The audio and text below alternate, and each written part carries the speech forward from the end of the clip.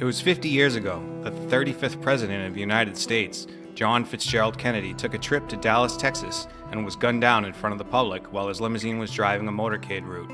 Just a very brief time afterwards, a suspect was apprehended named Lee Harvey Oswald. This slight and soft-spoken man was viewed as a vile, murderous monster right from the start because those involved in the investigation pinned it on him right away. The assassination has turned into a curiosity and footnote in American history. But I think knowing the truth about what happened that day, and why, may be more important than any other event in our lifetimes. Many of us feel perturbed about the whole event, and a bit of agitation creeps into our stomach. I'm included in this group, so I decided to take a fresh look from an independent standpoint and find out if he did it or he was innocent. In the end, I figured out it wasn't just about who the trigger men were, but who contracted them, and that this single event has caused a skew in the timeline of America and the world and set into motion a series of dominoes that have begun falling and continue to affect us in a major way, even 50 years later. I uncovered some incredible information that sheds light on those events through the morass of lies, hype, wild theories, and misinformation. I felt it necessary to teach others about it so we can try to fix these things today and never let this happen again tomorrow. Before we dive into the JFK assassination, I want you to bear with me for a moment. Let's talk about human nature, specifically the nature of men. Men do many different things in life for many different reasons, but most men go through life trying to achieve as much as they can so that they can get the woman they want and make enough money that they can do whatever they want, as well as leave a legacy. Most want to leave their families cared for after they are gone and continue their genetic line. This is basically how men are wired biologically. Most want to live happily, enjoy life, as well as assure our legacy by the survival and thriving of our children. So what happens when a man achieves these things? What happens when a man has so much money that he could never spend it all in a lifetime? What happens when a man has been satisfied by the woman or women in his life, already had children, and knows that many generations to come will be assured financial stability? A man who has had all the experiences that he could think of in all the cars, boats, jet planes, and everything else he could ever have?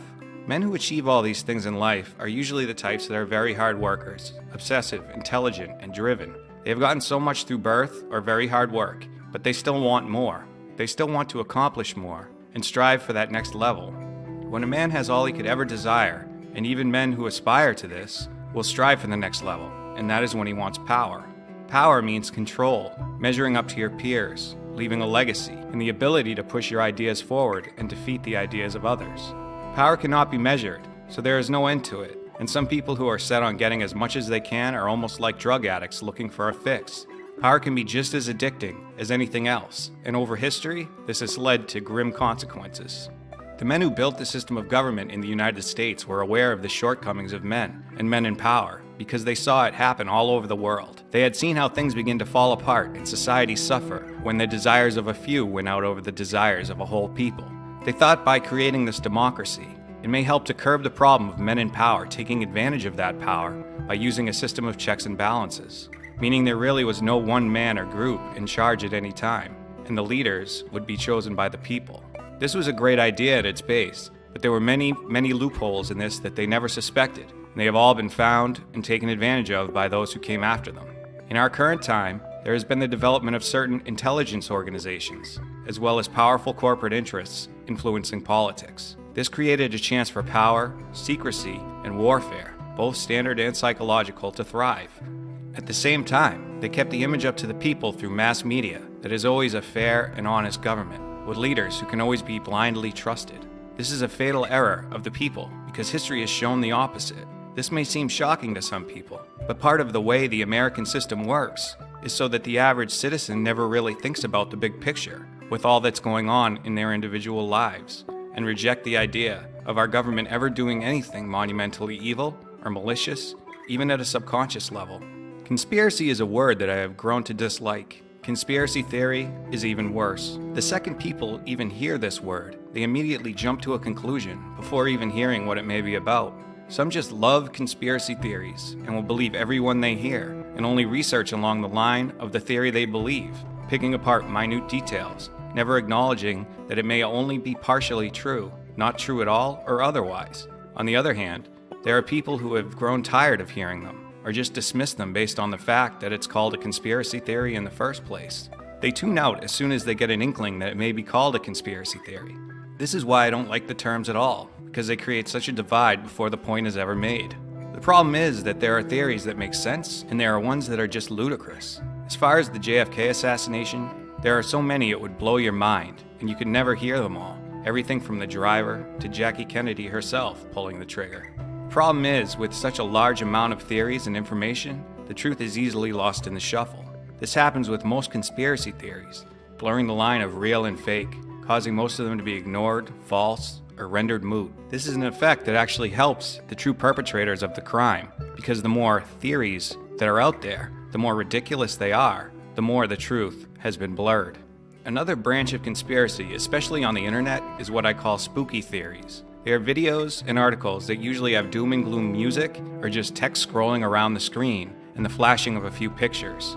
Some would argue that it matches up with the subject matter, but in my opinion it turns most people off and lends less credibility to the message. They leave you scared of this or that, with a feeling of hopelessness and helplessness that is not constructive. Many conspiracy theorists blame secret societies, rogue elements in the government, other nations, all the way to aliens and a reptilian race that secretly control the world, as well as hundreds more examples.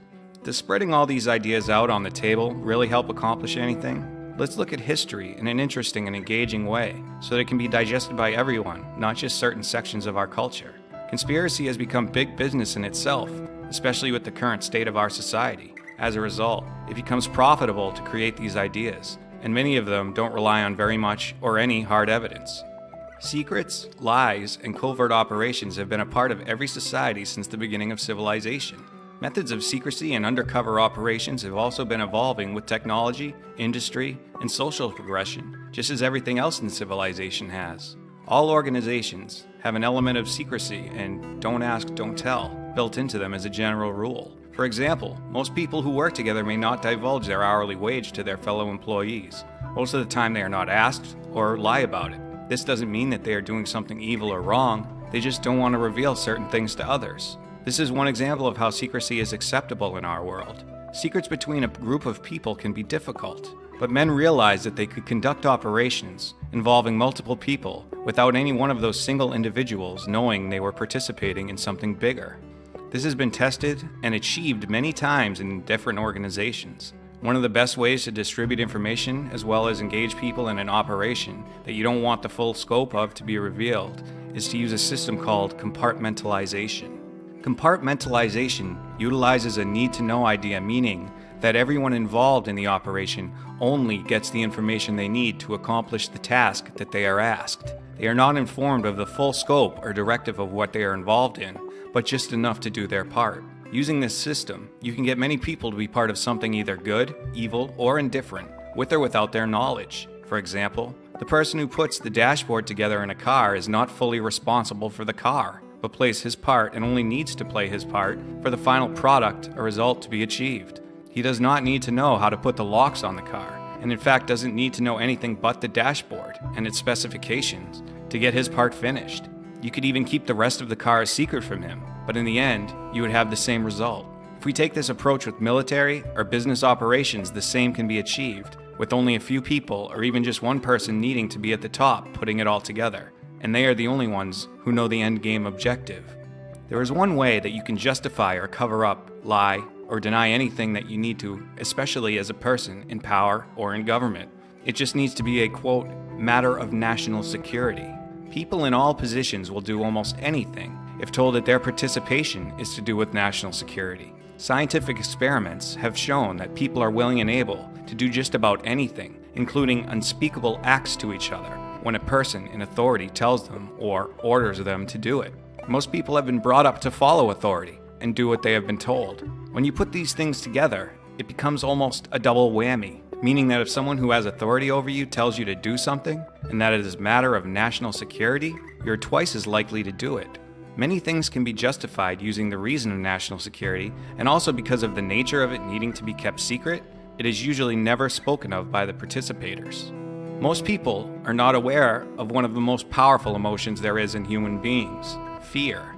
Fear can be the ultimate motivator. Fear is a powerful force and is used all the time as a reason to do something or not to.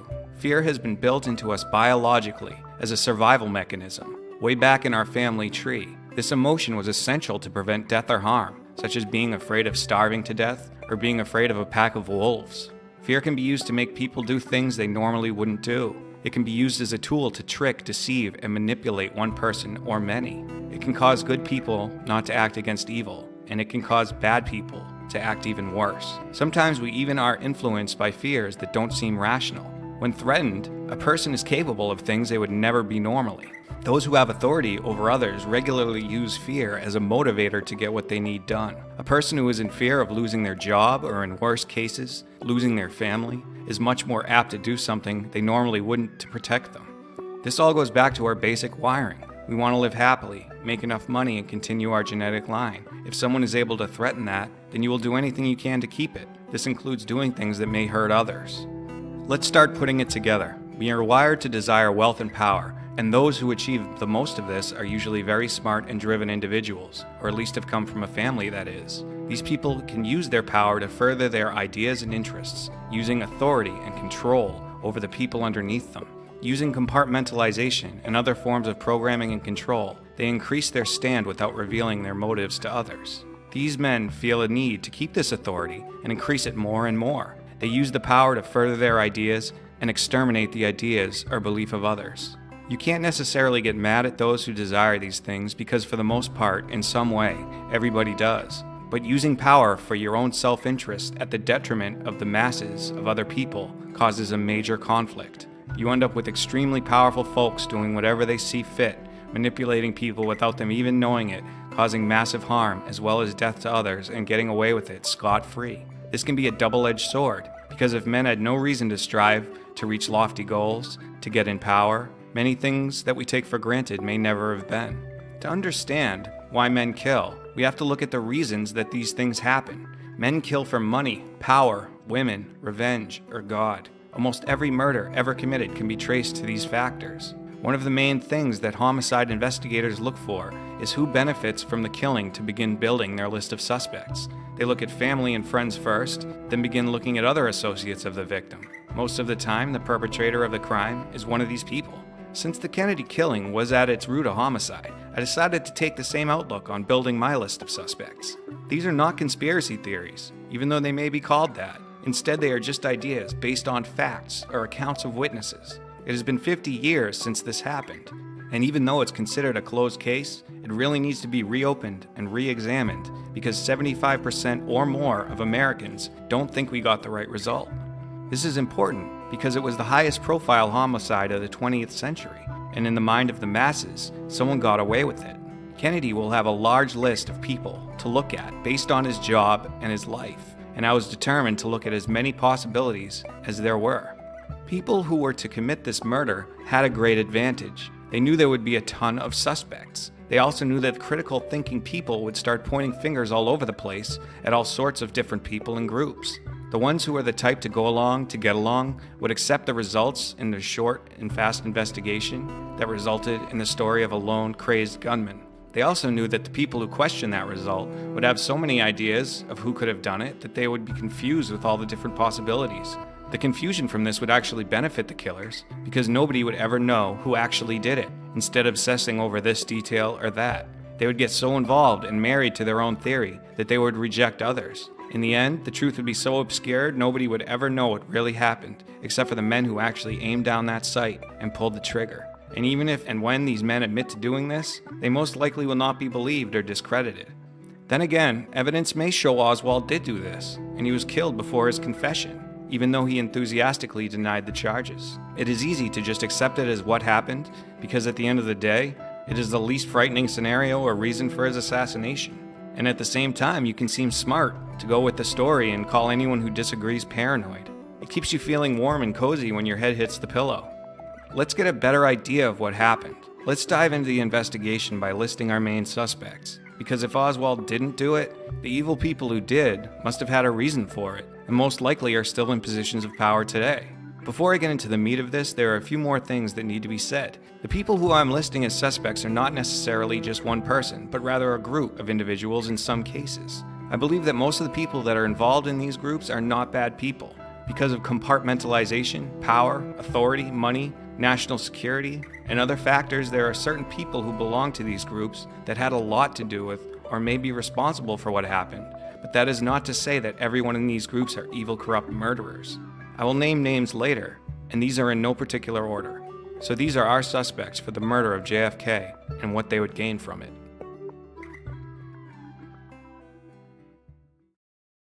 The first suspect to approach is the Mafia, also known as the mob. These guys sure had a problem with JFK, but to get a good understanding of why, you need to know how JFK was elected, as well as a country called Cuba that the mob has had their hands in.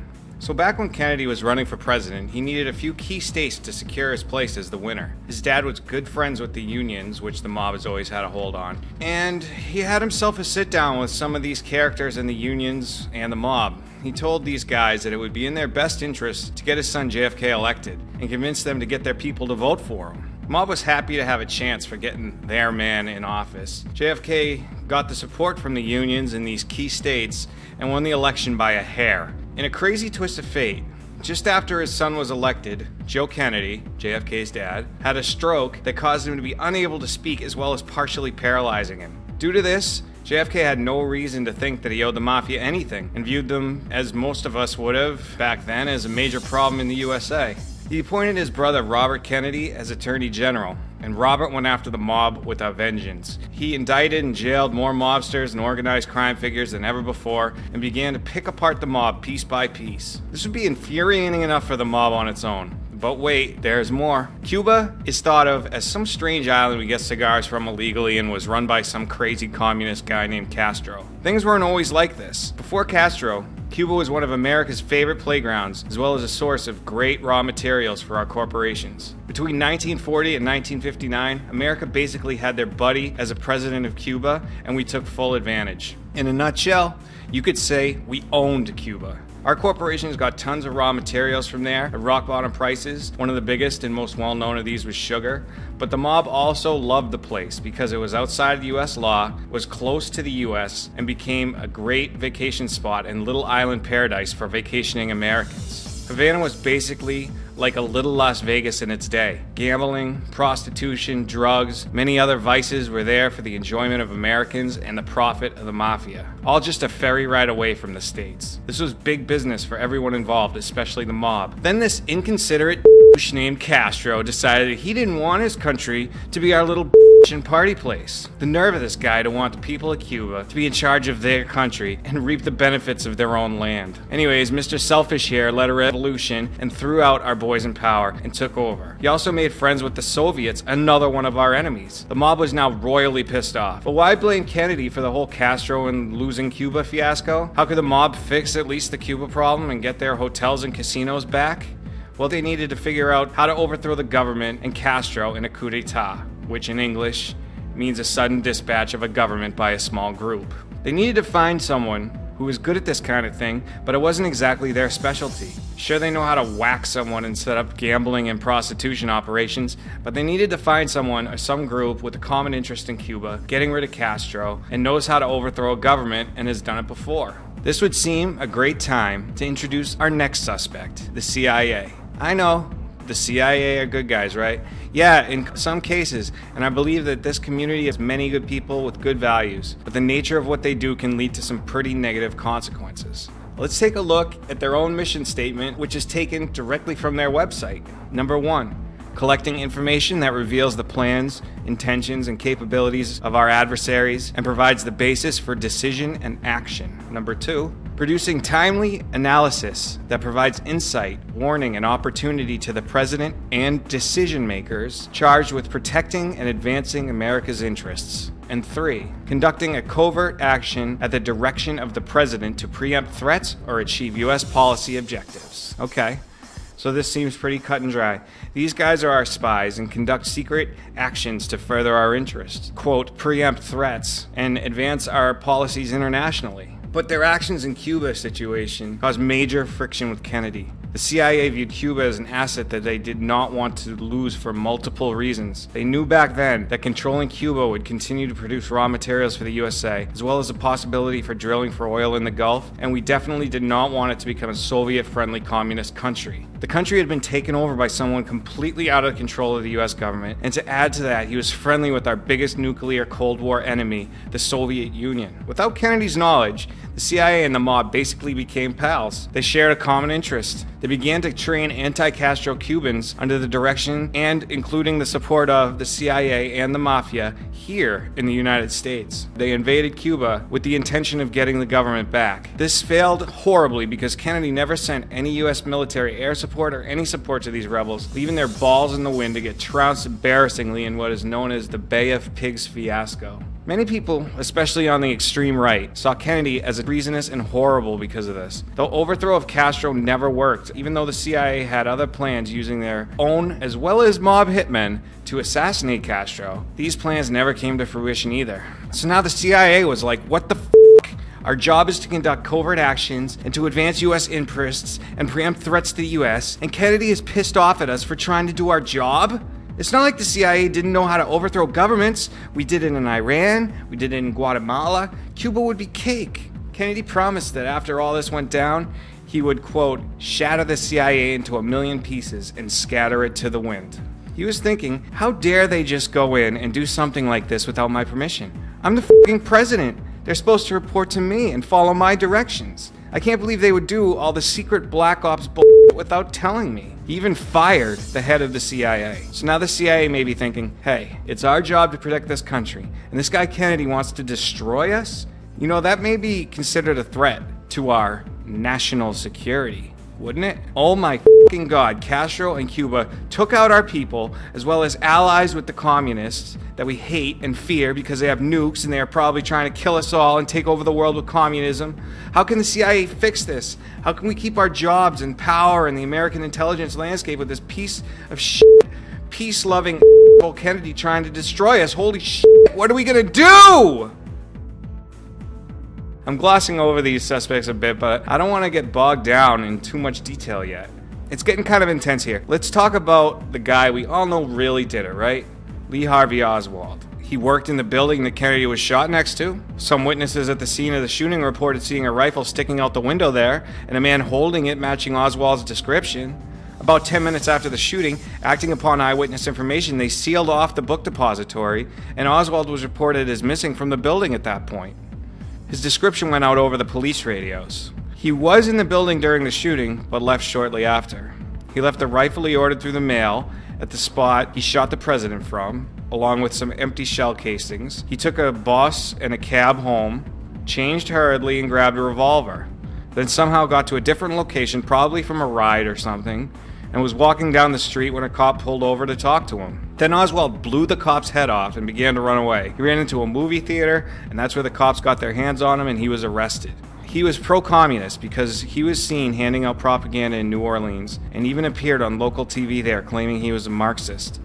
Not to mention, after he left the US Marines, he defected to Russia and denounced his US citizenship. Did I mention how scary communism in Russia was?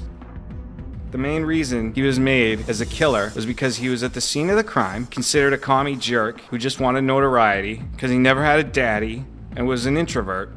And we all know introverts are weirdos. Some guy, Ruby, shot him a few days later when he was being transported from police headquarters to county jail.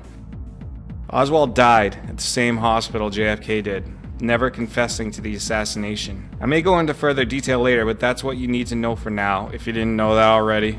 The next group I'd like to talk about is the US military, sometimes referred to as the military-industrial complex. This group consists of not just admirals, generals, soldiers, but also the companies in the United States that make weapon and other contraband used in warfare. One thing that nobody would ever disagree on is that war is big business. Billions and billions of dollars are spent on wars, and if there was no war to fight, then there's a problem for these companies. When Kennedy was president, the conflict in Vietnam was escalating. The military needed an enemy after World War II and focused on communism. We weren't about to start a nuclear war just like that with the Soviets, but we could try to stop the spread of communism in other parts of the world.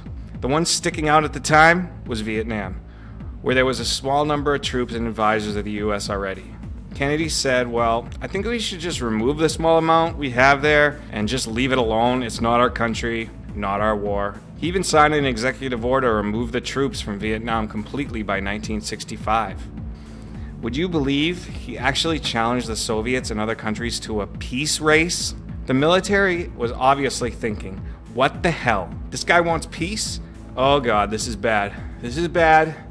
We need to go to war against communism. It'll be a domino effect. One country goes commie, then the next, and the next. And that would be horrible. What the hell is with this asshole Kennedy? Are we supposed to sit around here and twiddle our dicks until 1968? Doesn't he know that America's biggest business is war? We need to protect and advance America's interests. This guy Kennedy is mucking up the works. The president himself is a threat to national security. So far we have quite a few people pissed at Kennedy. But guess what? I'm not finished.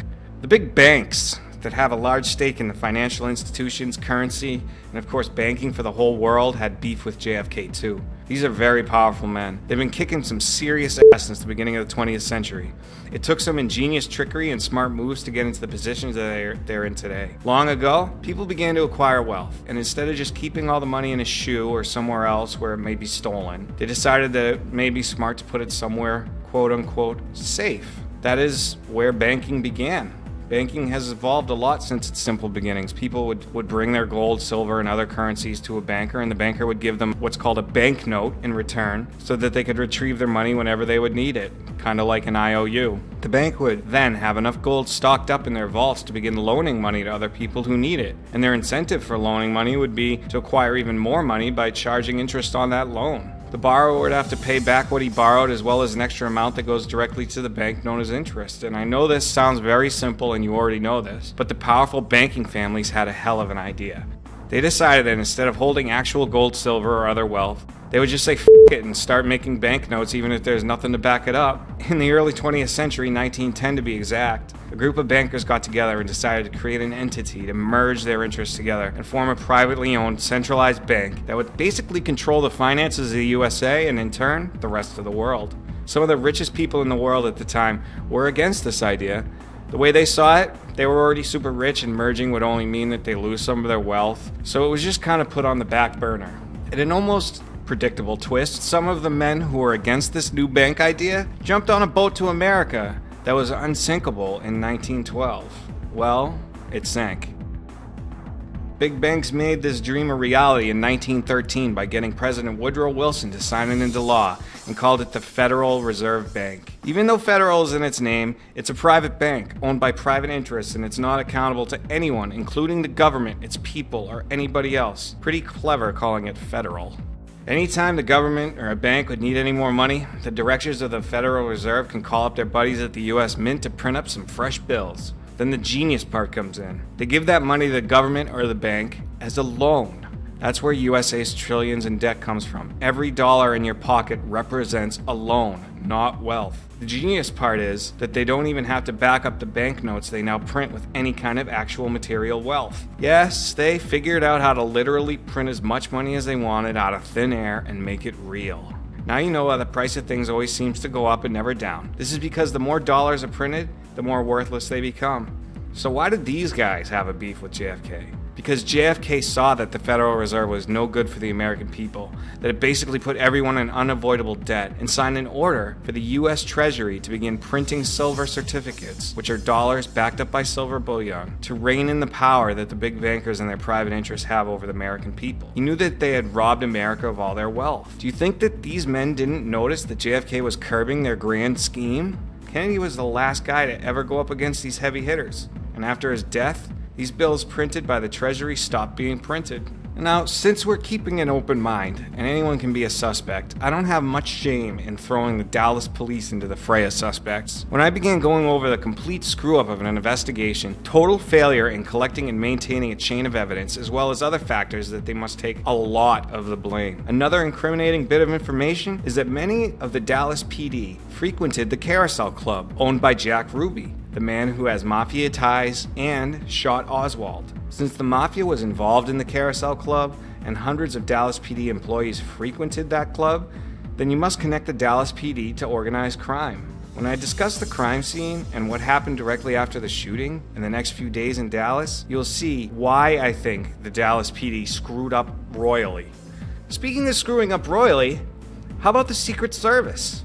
This organization had only one main job that day: keep Kennedy alive and well. They failed horribly. They are guilty of not doing their normal job, following normal protocol, and not protecting the most important man in the US government. The actions of some of them that day are very questionable, even suspicious, especially the man driving the car Kennedy was in, as well as the man sitting next to him. Hope you boys had fun partying in Fort Worth the night before the assassination. Hope it was worth it. I'm putting you boys aside for now, but I'm not finished with you yet. And speaking along these lines, even though I'm not naming them as a suspect, the US journalists and media should forever be ashamed for their complicity in the cover-up. They are supposed to be the people getting the truth for the citizens of this country. I don't care if you think you're being patriotic or not. Next up, I'm gonna throw a few in together because they had similar connections. The FBI and the ONI, which is the Office of Naval Intelligence. Members of the FBI admitted under oath to destroying files on Lee Harvey Oswald, as well as the destruction of a lot of important evidence that was collected from witnesses that day. If they weren't directly responsible for the shooting, then they must be looked at strongly in regards to a cover-up, especially because the man in charge of the FBI was a fairly corrupt figure who was tied in with both the mob, the CIA, and used blackmail against men in powerful positions. Someone who has the tendency to commit blackmail would definitely use the assassination for same reasons. That is a speculative reach, I know, but what excuse is there for any credible law enforcement to destroy or hide evidence, or to redact pages and pages of documents 50 years later? The Office of Naval Intelligence needs to be mentioned because they also had a lot of information on Oswald that never came to light, and evidence suggests, and I will show, that Oswald may have been an agent of the ONI. I've been trying to avoid names as much as possible so far, only naming Jack Ruby and Lee Oswald. The reason for this is it can become overwhelming when you start naming all the names involved, but I have to part with that for this last suspect, Lyndon Baines Johnson. Lyndon Baines Johnson, or LBJ as I will refer to him from now on, was the vice president in 1963, and a few hours after JFK was shot, he became the 36th president of the United States. But he must have been close with JFK, right? I mean, why would Kennedy choose him as VP if he didn't like him? Well, the reason for that is because when you beat someone's ass in the primaries and become your party's nominee, it's just in good taste to offer the VP spot to the guy who came in second place. Now, normally the person who lost would deny with the tip of the hat to the winner, and this is what Kennedy's camp expected, but they were shocked when LBJ jumped at the chance. I'm sure Kennedy was like, what the fuck, I didn't think he would take it. I don't want to deal with this guy for 4 years. Oh well. LBJ was the butt of the joke to Kennedy, who regularly made jokes about him and his wife. LBJ also had an axe to grind, because he had played a part in Texas, much like Joe Kennedy did in Chicago and other states, to sway, or in less PC terms, steal the election in Texas. LBJ was thinking that in 64, maybe 68, that he would be the next president and succeed Kennedy. Then rumors abound that the only one that JFK wanted to succeed him was his little bro, Robert. Oh, LBJ hated Kennedy now and felt insulted by him. He knew Kennedy was doing drugs and banging broads like no other, at the same time running the country and sending it into a peaceful direction. He probably thought of Kennedy as a rich northern dickhead blue blood who didn't deserve his seat as president. LBJ didn't like that Kennedy possibly made a secret deal with the Soviet leader not to invade Cuba. Many right-wingers and extreme anti-communists thought that a communist presence in our hemisphere was outrageous and very dangerous. LBJ was a power-hungry, fierce politician. It is easy to see when you study his career. He was arguably one of the most powerful leaders during the Eisenhower administration as a majority leader in the Senate. He had powerful connections in Texas, where he was from, and he was good buddies with John Connally, who was in the car with Kennedy during the shooting. He really stood no chance against the good-looking, young, fresh-faced, and well-spoken Kennedy in the election of '60, being an old curmudgeon with an ugly scowl that you almost don't trust just looking at him. Personal friends and associates said that he was more anxious to become president than you could believe, and would do anything to get that spot. He was also getting into some legal trouble just before the assassination, and was having charges brought up on him the day the assassination happened. So I think that qualifies him as a suspect pretty well. He had a lot to gain by Kennedy literally losing his head.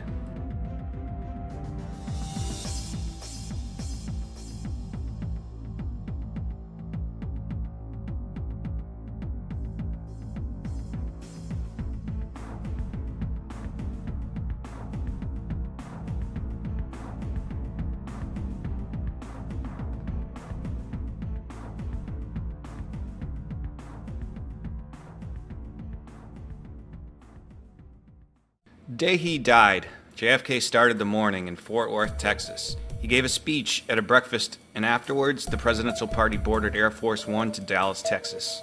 He was to take a motorcade parade route ending at the Dallas Trade Mart, where he was to speak again. He was not in Dallas all that long before he was killed.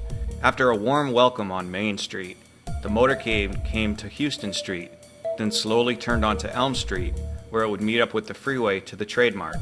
This is a place called Dealey Plaza, which is where he was gunned down in his car and fell into the arms of his wife. He was then rushed to the local hospital called Parkland Hospital, where he was pronounced dead. There are a few pieces of evidence to focus on capturing the shooting itself. The first to speak of is the Zapruder film. Zapruder was in Dealey Plaza and had a great view, and shot a great video of the assassination itself. Many accept this video as ironclad evidence documenting the assassination, and I would normally agree. But unfortunately, we do not have a proper chain of custody of this evidence, and it could have been altered. The film wasn't shown to the American public for 12 years. Some photographic intellectuals have found many problems that can't be explained with the videos. You could call these optical impossibilities. When I worked on the video I'm to show you, I personally worked for hours on the original tape to try to get it to look as normal as possible. The regular film seems to speed up and slow down in places, and is definitely missing frames or small parts of the tape. So I feel it's an altered and/or incomplete document. Nevertheless, I'm thankful for it because it gives us some sort of idea of what it looked like. Incredibly, one of the officers on a motorbike that day had his button stuck down on transmit, and you hear the hum of his engine even though he's not talking. They found this piece of tape in the 1970s investigation and realized that it caught the audio of the assassination itself. So I sat down with the best copy of this Zapruder film I could find, along with the audio from the Dallas Police radio.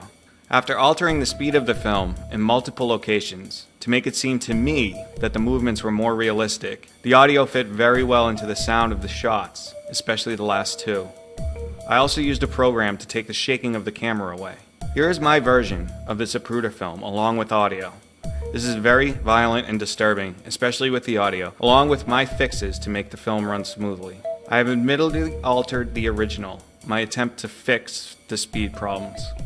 This was not difficult to do, and could easily have been done back in the 60s with the proper equipment and budget. Here it is.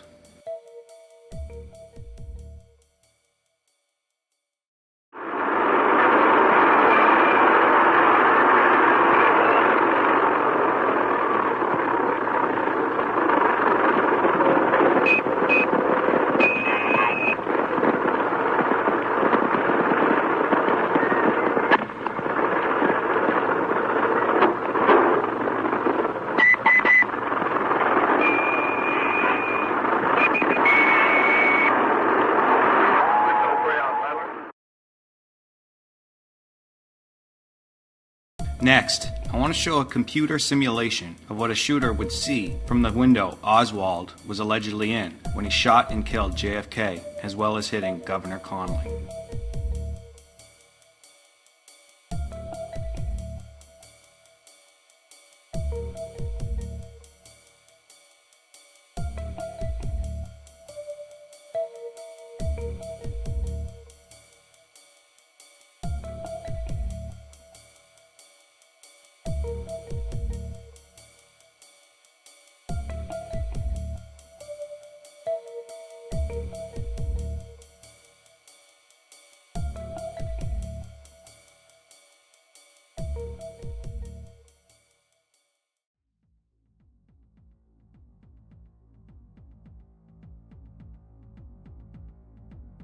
What you just saw in film moments ago has changed not just American history forever, but the United States and the world forever.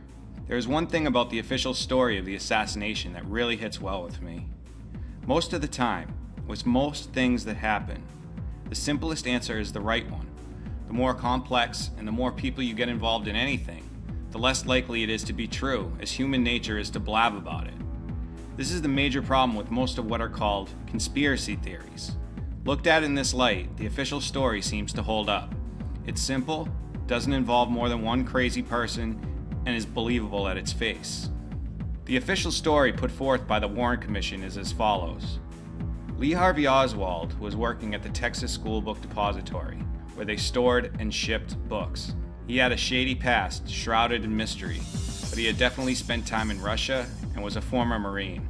He was well known to be pro-communist. On the day of the assassination, he was seen walking into the building with a long package. He claimed they were curtain rods. After the motorcade passed the building, Oswald was in the 6th floor window of the depository with the scoped Mannlicher Carcano rifle. He fired the first shot, which missed, and a fragment of the bullet, or piece of pavement, hit a bystander. The second shot caused a wound to Kennedy and all of Connolly's wounds. This bullet entered Kennedy's back, came out his throat, went into Connolly's back, broke a rib, came out his chest, broke his wrist, then went into his left thigh. This bullet later fell out of his leg onto his stretcher at the hospital. The third shot Oswald fired hit Kennedy in the back of the head, causing it to basically explode, and was the kill shot. 90 seconds later, after running downstairs, a Dallas officer saw him in the break room, and he was vouched for as an employee to the officer by his boss. Oswald left a few minutes later and made his way home by bus and taxi. About a mile from his home, where Oswald left on foot, a police officer who apparently tried questioning Oswald was shot 3 times in the chest and once in the head. Oswald then ran off in the direction of the Texas Theater. A man who owned a shoe store saw Oswald at the entrance to the store, ducking away from sirens and cop cars as they flew by. After he left the shoe store and entered the theater without paying for his ticket, the man from the shoe store and the woman at the theater reported this suspicious activity to the police. The police showed up at the theater and arrested Oswald after a struggle. He was questioned for 48 hours, as well as being brought out for the press, and Oswald always denied shooting anyone. He was being charged with the shooting of the president and of the officer. When he was being transferred to county jail on Sunday, he was shot dead on live TV by a man named Jack Ruby. Jack Ruby was a local nightclub owner in Hood who claimed at the time he did it so Jackie Kennedy would be spared the trauma of a trial. There you have it. Kennedy and a policeman are dead. Oswald is dead. Case closed. No trial necessary. A true tragedy, but no conspiracy. Okay, now let's go back in time, all the way to 50 years ago. This is Detective Philip Marlowe on the scene, ready to travel through time and get the truth on what happened in Dallas. Let's get this old time-traveling phone going so we can see what it would have been like to investigate right after the shooting. Alright, so we know JFK was shot and taken to Parkland Hospital. Let's give them a call first, maybe talk to some people there.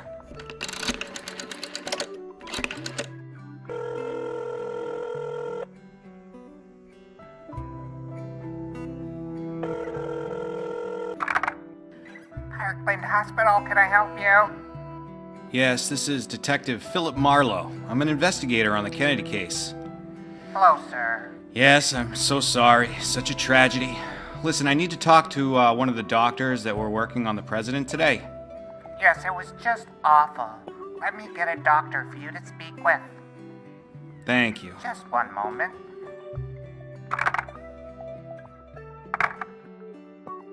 Yes, this is the doctor. How can I help you? Hi, this is Philip Marlowe. I'm investigating what happened today to John F. Kennedy. I really have just a few questions. I was hoping you could help me out so I could just get a better understanding of what happened today. So, if you could you just run me through basically how it went? I would be happy to. Well, the president came in and he was obviously suffering from multiple gunshot wounds. By the time we got him into the operating room, he barely had a pulse. We tried to resuscitate him, but he died shortly after he arrived. Wow, that's crazy. Multiple wounds, huh? Did you get a chance to see, possibly... Could you just describe to me where the wounds were? Well, when the president came in, he had a major wound to the head. He also had a hole in his throat that looked like an entrance wound that we actually used for the tracheostomy, which is where we put the tube into the patient for breathing and such. We also noticed that on his back there was a small bullet wound, but probably what killed him would be the wound to the head, yes. Wow. It sounds like he was hit more than I thought he was even hit. Oh, God, that's awful. So, when do you think the autopsy is going to be finished down there in Dallas? Well, slight problem there. The president was actually taken from the building by the Secret Service and put on Air Force One. He was, I believe, flown back to Washington. They took the body? Yes, sir. They took him right out of here. Our coroner tried to put up quite a fight, but they just basically threw him on the ground and took the casket right back to Love Field and took right off. So, you had a man die in your hospital and you let them take the body to a different state? I mean, this doesn't seem legal. I mean, shouldn't the autopsy be performed where the homicide happens, by the same city that the homicide occurred in? It just doesn't make sense. I mean, now I have to call a whole nother place just to find out the autopsy results. Yes, well, yes, you do. But they left a forwarding number for us to call later at Bethesda Hospital. I believe it's in Maryland, near Washington, D.C. I mean, we would have tried harder to keep him here, but... Yeah, you should have. You know, it's the president. It's not your everyday, killings. To be honest, it was a matter of national security. Oh, God, okay. I guess I gotta just try to get as much as I can out of you for now, then. Could you describe the wound, especially, just go into the head wound, as much detail as possible, please? Well, things are quite busy here. Quickly, I could let you know that the back right area of his head was completely blown out, a good size, about the size of your fist, and there was a hole in his right temple area. That's about all I can let you know for now. I really must be going. There's a whole lot, as you can understand, going on here today. Yeah, you guys must be super busy. I mean, probably be busier if you didn't let them just take his body, but whatever. You've been a great help. I've got another call to make. Well, okay then, and you have yourself a great day.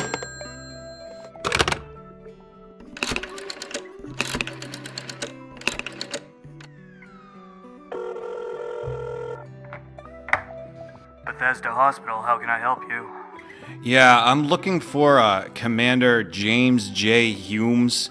He's the pathologist that's worked on the Kennedy assassination. If I could have just a few words with him, that would really be great. That's not possible.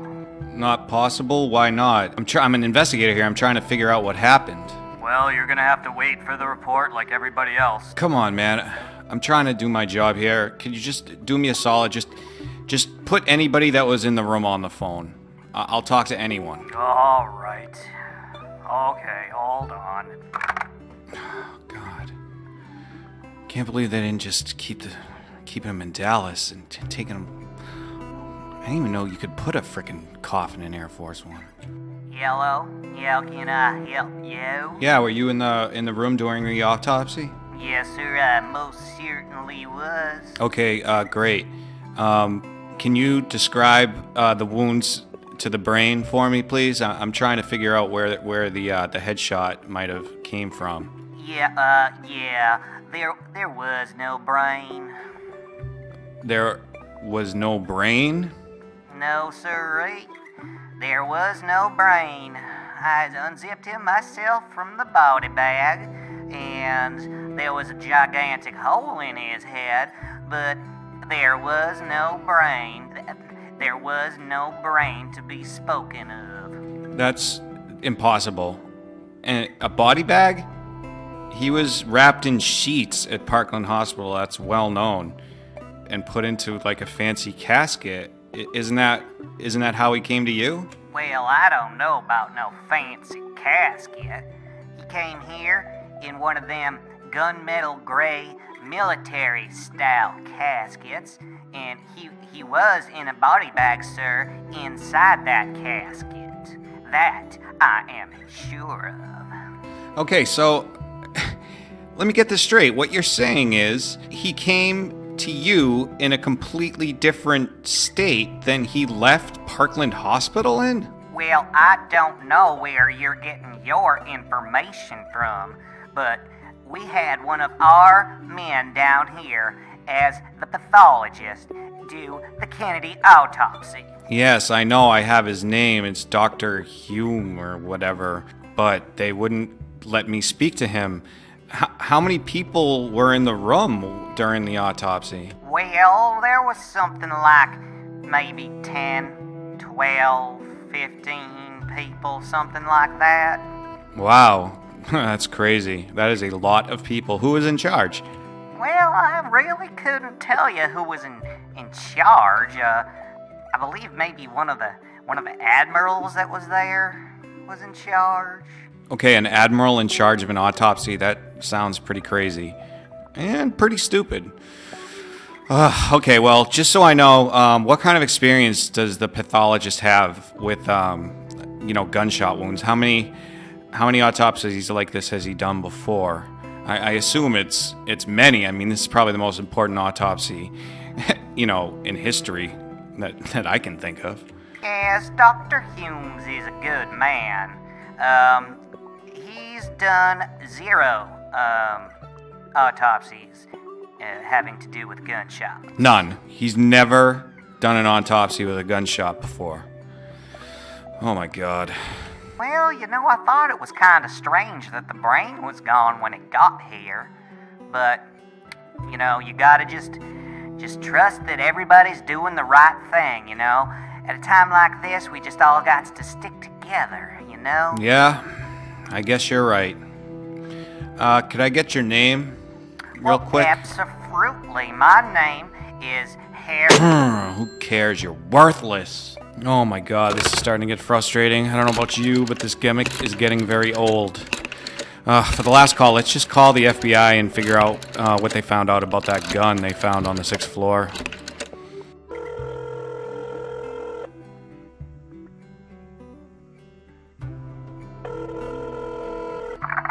FBI, firearms, and ballistics. How can I help you today? Wow, all your voices sound the same.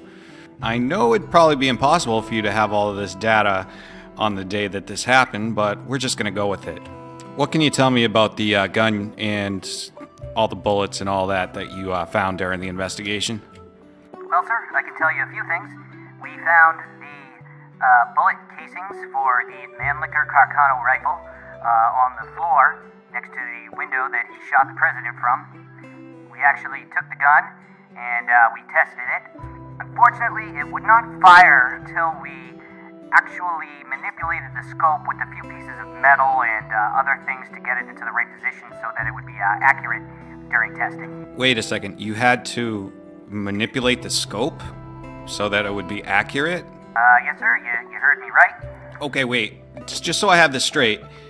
This man fired 3 unbelievable shots at a moving target with a cheap piece of crap rifle that didn't even have the scope tuned to it correctly? You heard me correctly. I couldn't believe it myself, but he pulled it off. I mean, what a guy, They certainly do teach you how to shoot well when you're in the Marines. I'll tell you that. Well, I'm not trying to be a dick or anything here, but that's impossible. Like, it's so hard to believe that. I don't really like your tone.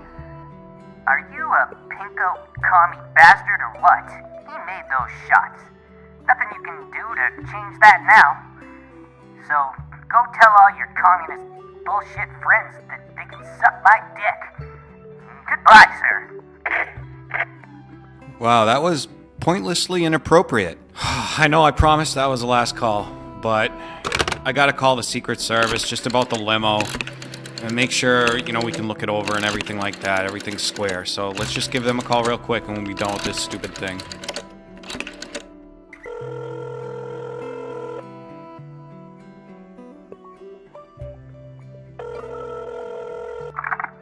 Secret Service, Agent Bigsby speaking.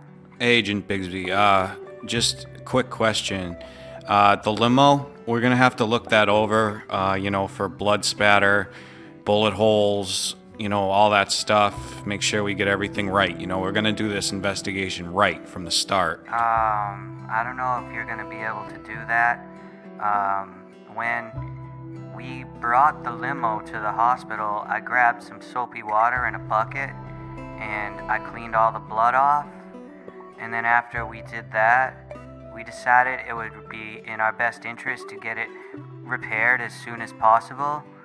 So we sent it out of state on an airplane to be fixed and pretty much bring it back to pristine condition, which, you know, that's the way that the presidential limo should be, you know? We don't want it all bloody and full of holes. Are you crazy? That's a crime scene. Do you know how much information we could have got from that limo alone? You cleaned it and then you sent it out to be repaired? Did you take pictures? Did you do anything? Oh my God. Well, calm down. We took a couple of pictures, and we found a couple pieces of bullets. I think the FBI has them.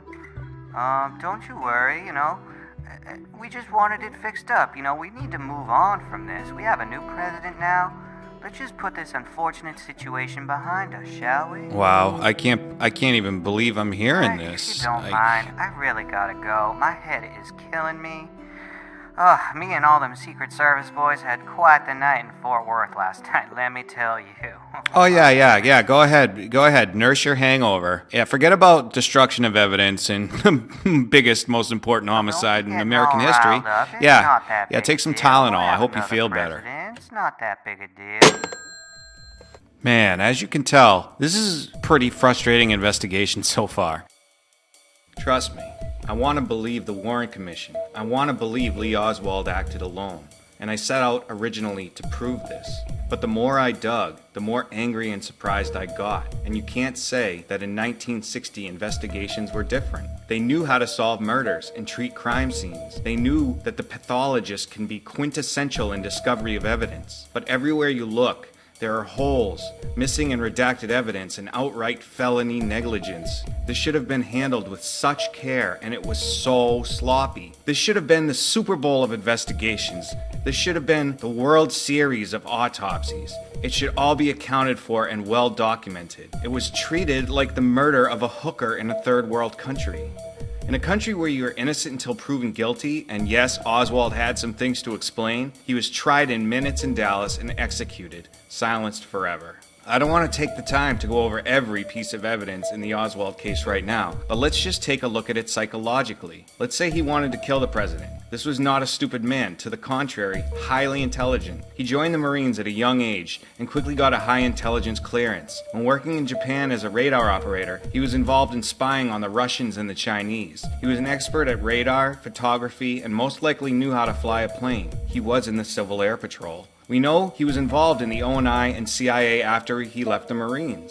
The ONI ran a fake defector program where they send spies to Russia pretending to be disenfranchised with capitalism and spy for the agency. Oswald learned how to speak fluent Russian, most likely at an Intel-sponsored school. Let me repeat that. This young man of only 21 learned how to speak Russian so well in a short amount of time, his wife thought he was actually from Russia.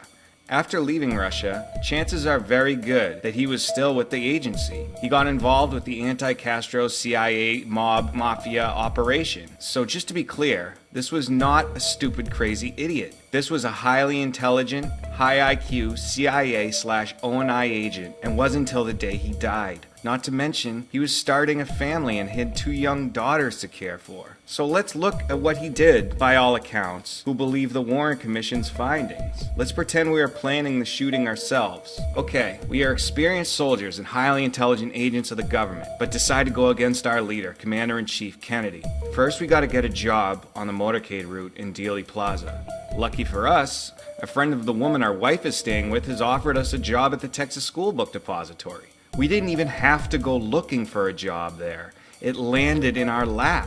Okay, now we need a weapon. I'm thinking we should probably get an extremely high-powered sniper rifle and probably find a way to get a silencer for it from the black market. What did Oswald decide to get for this? A complete piece of junk, Italian-made rifle that cost $12. A rifle that couldn't hit the broadside of a barn. Like I said before, the FBI had to completely manipulate the scope to make it accurate, and even then, they said the iron sights were better. Nevertheless, we use this gun and make some great shots. We leave the bullet casings right next to the window and throw the gun in the corner. Why the hell would we do this? Why not pocket the casings and take a moment to hide the gun, or have a good plan on what to do with it after to remain inconspicuous? Nope, just toss it in the corner where it will be easily found by even a blind policeman. This whole scenario is just not consistent with Oswald, a highly intelligent man with a family to take care of. You can make a whole movie just about Oswald, and I encourage you to look into what I say, because if you're like me, you'll be very surprised. But his backstory being so complicated can help blur the vision of the investigation. Because of the nature of spies, it can send you down a hole you just can't crawl out of. So, Oswald was a spy, so what? Well, it's important. It means he was taking orders right up until the day he died. And because he was a spy, it's very difficult to prove that he is part of the CIA, ONI, or anything else. But it has been proven. Cite this document to anyone who thinks, like I used to, that Oswald was some dumb, crazy ex-Marine with no intelligence ties. This document, sent to the head of Secret Service by the director of the CIA about Oswald, maps out completely what I just told you. Amazing that this is public, and unbelievable this came from one big shot to the other, the heads of their respective agencies. How is this ignored by the Warren Commission and the US media to this day? What kind of crazy shit is going on? Let me narrate this, just so you know what this is. This memorandum was sent to the Chief of U.S. Secret Service from the Director of the CIA, March 3, 1964, and was marked confidential. The subject is the Central Intelligence Report on the assassination of John Kennedy. In response to the request made by your office on 24 February 1964 regarding Lee Oswald's activation and assignments on behalf of this agency and Federal Bureau of Investigation, there follows a narrative summary of the internal subversive activities of the Oswald subject. I recommend that unless the Commission makes a specific request for specific information contained herein, that this information not be volunteered.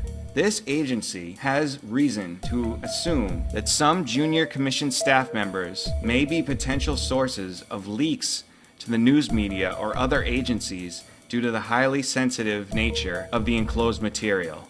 It would certainly be in the national interest to withhold it at this time, unless there is, of course, a specific request made. It is my understanding that Mr. Hoover, the head of the FBI, has certain sensitive information within his agency which has been transferred to his own personal files for safekeeping. He concurs that no material should be voluntarily given to the Commission, which might affect the status of field operatives or their safety. He is particularly concerned about the D.E. Rui Memorandum, which Central Intelligence has obtained and which I understand you have obtained. It is imperative that this information, at least for the time, remain under wraps. Here's the real heavy hitter. Oswald subject was trained by this agency under the cover of the Office of Naval Intelligence for Soviet assignments, period. During preliminary training in 1957, subject was active in reconnaissance of mainland China and maintained a security clearance up to the confidential level. His military record during this period are open to your agency, and I have directed that they be forwarded to the Commission. Subject received additional indoctrination at our own illegible site from September 8th to October 17th, 1958, and participated in a few relatively minor assignments until arrangements were made for his entry into the Soviet Union in September 1959. While in the Soviet Union, he was on special assignment in the area of Minsk. It would not be advantageous at this time to divulge the specifics of that assignment. However, if you want this information, it can, and I'm just guessing, be provided for you. The document goes on further to say that they stopped using Oswald after the Russian operation. But even if that is true, it is still admitting that he was in fact trained by the CIA and the ONI, and not just a, quote, crazy ex-Marine, unquote, who went to Russia because he was truly communist and believed in that way of government. And what about the use of these words? I quote from the previous document, "Due to the highly sensitive nature of the enclosed material, it would certainly be in the national interest to withhold it at this time." Withhold evidence that is contrary to what the Commission is to believe? That's not justice. That undermines the entire Warren report. Again, I quote from this previous document. It is my understanding that Mr. Hoover has certain sensitive information within his agency, which has been transferred to his own personal files for safekeeping. He concurs that no material should be voluntarily given to the Commission which might affect the status of field operatives or their safety. He doesn't care about anyone's safety. He cares about the details of Lee Oswald going public. They have to keep him as their boogeyman. And what is the De Bruy memorandum he speaks of, and what did it say? We may never know.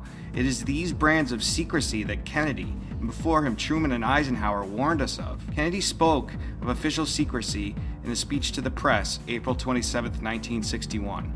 It was an amazing speech, and I've cut it down to just a couple of minutes, because I believe it is very important to hear. The very word secrecy is repugnant in a free and open society, and we are, as a people, inherently and historically opposed to secret societies, to secret oaths, and to secret proceedings. We decided long ago that the dangers of excessive and unwarranted concealment of pertinent facts far outweighed the dangers which are cited to justify it.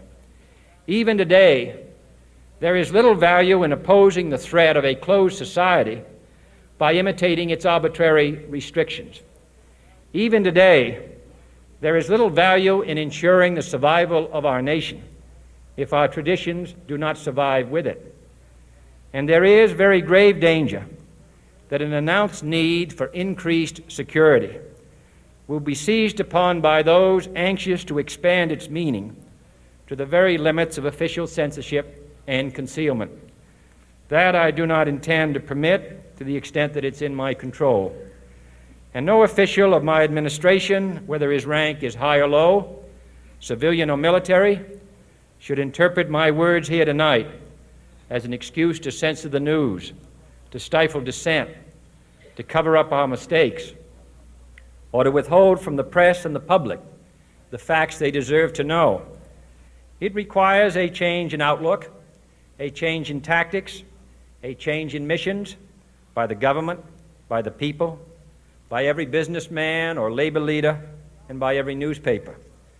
For we are opposed around the world by a monolithic and ruthless conspiracy that relies primarily on covert means for expanding its sphere of influence, on infiltration instead of invasion, on subversion instead of elections, on intimidation instead of free choice, on guerrillas by night instead of armies by day. It is a system which has conscripted vast human and material resources into the building of a tightly knit, highly efficient machine that combines military, diplomatic, intelligence, economic, scientific, and political operations. Its preparations are concealed, not published. Its mistakes are buried, not headlined. Its dissenters are silenced, not praised. No expenditure is questioned, no rumor is printed, no secret is revealed. Nevertheless, every democracy recognizes the necessary restraints of national security. And the question remains whether those restraints need to be more strictly observed if we are to oppose this kind of attack as well as outright invasion. But this is a time of peace and peril which knows no precedent in history. It is the unprecedented nature of this challenge that also gives rise to your second obligation, an obligation which I share, and that is our obligation to inform and alert the American people, to make certain that they possess all the facts that they need and understand them as well, the perils, the prospects, the purposes of our program, and the choices that we face. No president should fear public scrutiny of his program, for from that scrutiny comes understanding, and from that understanding comes support or opposition, and both are necessary. I am not asking your newspapers to support an administration, but I am asking your help in the tremendous task of informing and alerting the American people. For as a wise man once said, an error doesn't become a mistake until you refuse to correct it. We intend to accept full responsibility for our errors, and we expect you to point them out when we miss them.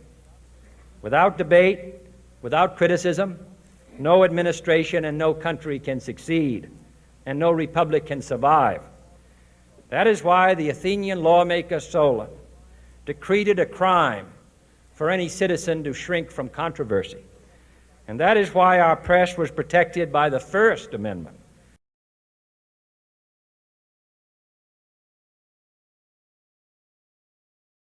Okay, I'm a skeptic at times too. Maybe he was talking about communism, but what he has to say applies today and to our country just as much as it did back when he said this. Especially warning of national security, being something to be aware of, but to keep in check. I mean, for God's sake, nowadays the government can track every phone call, text message, and web search of every citizen. And for what? A little security? Does it even really help find the bad guys that much, that often, to sacrifice our liberties and privacy for it? These are questions for another essay, but I just want to bring it to attention before I make the next point. Withholding information and special assassination files for safekeeping equal cover-up, period. So you may ask why and how do they get away with this? How does the media still deny Oswald was a CIA agent? Well, it's a nasty and misunderstood word that explains it pretty well. When I say it, don't get scared and shut this off. Sometimes it sucks, but it's time for some tough love, America. It's like when you're sick and you just gotta tough it out for a few days and get better. So, have you ever looked back at an old advertisement, magazine, or newspaper and been like, wow, people were so stupid back then, how could they have thought like that? Well, here's the real shocker. They weren't stupid. Evolution doesn't work that fast. People were just as smart or dumb back then as they are now. They saw the world through the prism of their current time and through what their environment and media put forward to them. People are like computers. The information they take in is only as good as the information fed into the machine. Nowadays, more than ever, we are so saturated with media that everyone spends most of their time consuming one kind or another. I could spit out some senseless stat, but trust me, most of us spend almost all our time consuming media. Whether it be reading a newspaper, watching a movie, clicking around the internet on your phone, or listening to the radio. It's called programming for a reason. It's made to program the audience. All this media is used together in conjunction to make a beautiful little bubble around you protecting you, called propaganda. Wait, don't be scared. Let me explain. Propaganda sounds like a nasty thing, but everyone has a propaganda bubble around their brain all the time, making you feel safe and happy. Propaganda is a derogatory term, but it is essential to being American. It's defined as information, especially of a biased or misleading nature, used to promote or publicize a particular political cause or point of view. That's the boring scientific way of describing it, but here's how it really works. Think of it as a filter for a pool. It makes the water you swim in nice and crisp and clean. Yeah, there might be a genocide in the filter of dead frogs, newts, bugs, birds, maybe a squirrel or chipmunk, along with all the other crap you don't want in your pool. Propaganda is a mechanism that makes things seem nice and clean, even when they aren't. People think that the news is always negative stories. But these stories are cleaned up so that they are almost pleasurable. If the news actually showed dead bodies and spoke in a truthful way, you probably wouldn't want to watch it as much, or you might get so upset that you actually might take some kind of action. These news channels would not get the ratings that they do now. For example, it doesn't even matter that the HSBA, the House Select Board on Assassinations, a government panel, found that Kennedy most likely died as a result of a conspiracy back in the 70s. That story is not clean enough for them. It doesn't matter that I just proved beyond any doubt that he was in the ONI and the CIA. The truth upsets the status quo. It makes people uncomfortable and angry. It's like we're in a country full of people in denial, using distractions like reality TV, sports, and cable news, like a narcotic so we don't have to feel. I'm not special. I like watching sports, reality TV, and other random garbage too. But we need to try to see things how they are whenever we can, and investigate things that seem a bit off. We need to do our own investigating and tell our own stories if the corporate media refuses to. But maybe I still haven't convinced you that the story is wrong. I've showed how flawed and sketchy it is, but maybe I need to show you more to drive the point home. There are many items of evidence against Oswald that are overlooked or make no sense at all. Let's look hard at these before I go into what actually happened and all the players involved in this coup d'etat. First, the actual shooting. Since there was no proper crime scene investigation, the clean limo, or autopsy done by unbiased and independent investigators and scientists, along with all the evidence being sent from Dallas to Washington and the FBI, we can't completely prove anything for sure. And that was one of the main reasons why the investigation was botched. So no one's story can be told, and the story against it cannot be easily proven. But we do have some things to work with using common sense, the little evidence that has been released, citizen witnesses, and admitted criminals. During the shooting, as you saw earlier, the president was hit in the throat and in the head. This we can be ironclad sure of. The bullets that were shot by Oswald were supposed to have 6.5mm full metal jacket rounds. These rounds will fragment, but are not designed to. The bullet referred to as the single or magic bullet that allegedly caused one wound to Kennedy, broke Connolly's rib after going through his body, then broke his wrist and embedded in his thigh, would only be possible with a bullet that is made to pass through flesh and bone without exploding or fragmenting.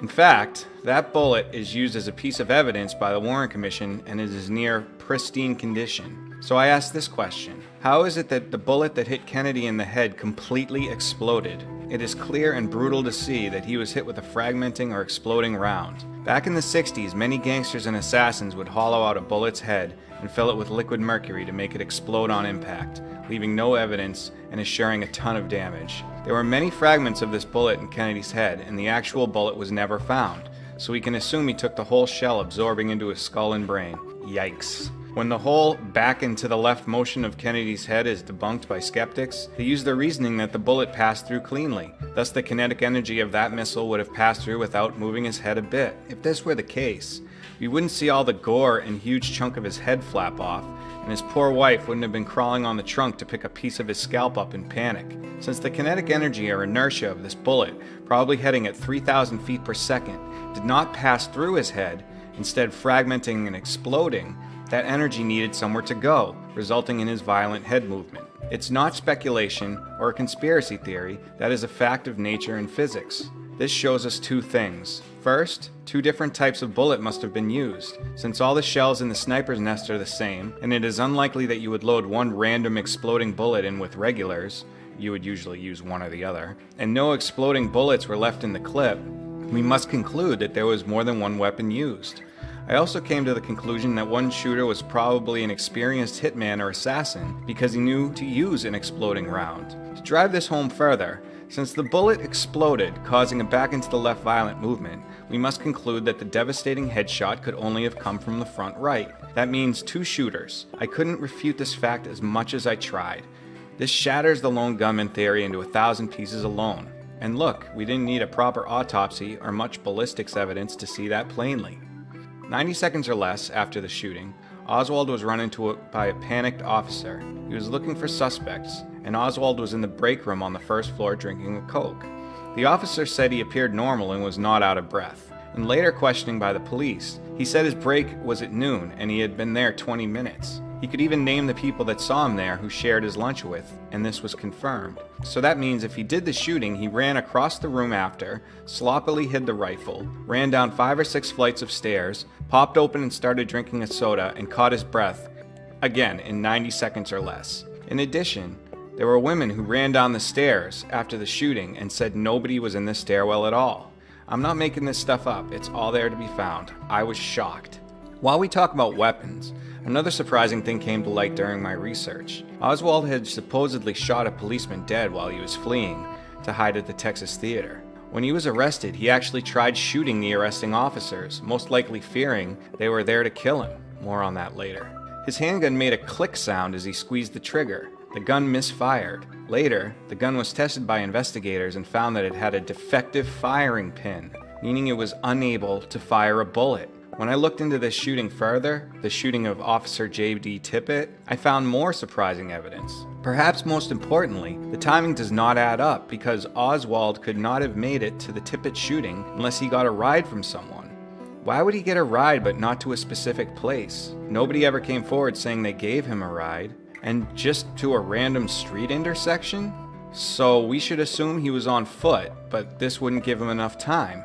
Then I looked into witnesses. Only one was selected to testify before the Warren Commission. She identified Oswald as the shooter. She also seemed a bit flaky and her testimony would change a bit each interview. The problem with that is, there were multiple witnesses, and they all seemed to see different things. Some saw 2 men, some saw 1 man jump into a car after the shooting. One witness described the shooter as a short, chunky man. Oswald was very skinny and could never be mistaken for fat or chunky. The bullet shells found at the scene were originally ID'd as automatic rounds, but after his arrest it was changed to standard, because Oswald did not have an automatic on him. This is not an easy mistake to make, because experienced officers know to read the bottom of the shell where it plainly says automatic. You're holding the shell in your hand and the radio in the other, and you just blurt out automatic without reading it? Not likely. Oswald's gun was still loaded, but no bullets were found on his person. This means he brought exactly 4 extra bullets with him, discarded the shells after the shooting, then reloaded his gun to full, leaving no bullets in his pocket. That seems implausible. Oswald was put in a police lineup with 4 other men for identification. Witnesses were encouraged to choose one. After all, they were told one of these men, quote, killed the president. Oswald was in casual, torn, and stretched clothes, disheveled, with a black eye. The other men were in suits, looking snappy, and the one question they were all asked was, "Where do you work?" 3 answered that they work for the Dallas police, and Oswald said the book depository. They obviously got these witnesses to ID Oswald with no problem. They did a paraffin test shortly after his arrival at the police station. This can show if you have recently discharged a gun. If he had used a rifle, this would have been on both his hands, cheeks, and arm. The first result was negative. They tested him again and reported that he had it on the palm of his hand. This can mean a few things, but it definitely means he never shot a gun. The positive from his palm could have been from handling books, which have ink that causes a positive result, or he may have handled spent shell casings. And that is only if the test really did come out positive. Last but not least, many people interviewed about Oswald that knew him very well described a kind, intellectual type that liked to keep to himself. They also said that he was not the type to ever have it in him to kill another man. He had a coffee table book about Kennedy, and his acquaintances said that he liked the man. When he was arrested, his mother, who had been labeled crazy by the media, claimed he worked for a government agency, that he was still working for that agency when this happened. Now we know from the document earlier that she was not so crazy after all. He was a US soldier, as well as an ONI and CIA agent. You don't pull that off by being an idiot. After all this, we have to conclude that Oswald was what he said he was. Just a patsy.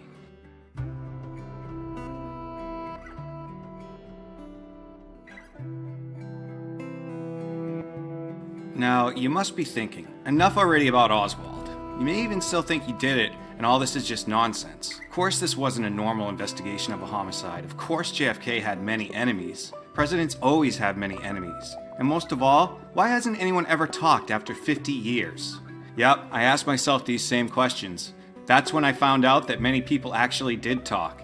People that wanted to go public with their story or crack the investigation often died, usually under suspicious circumstances. Witnesses, law enforcement, investigators, people connected to the assassination in one way or the other, and many more found their way to an early grave. Also, the Mafia has a code of silence that death is the penalty for. Nothing is worse than a rat. And intelligence communities are almost like families themselves, and also have the same code. Some people were told that Castro was actually behind it, and if they came out with any info, it probably would lead to a nuclear war. Nobody wants that on their conscience. We're going back to the beginning of this essay when I talked about secrecy, authority, fear, and, quote, national security. Let's take a look at what happened to many of the people who knew too much.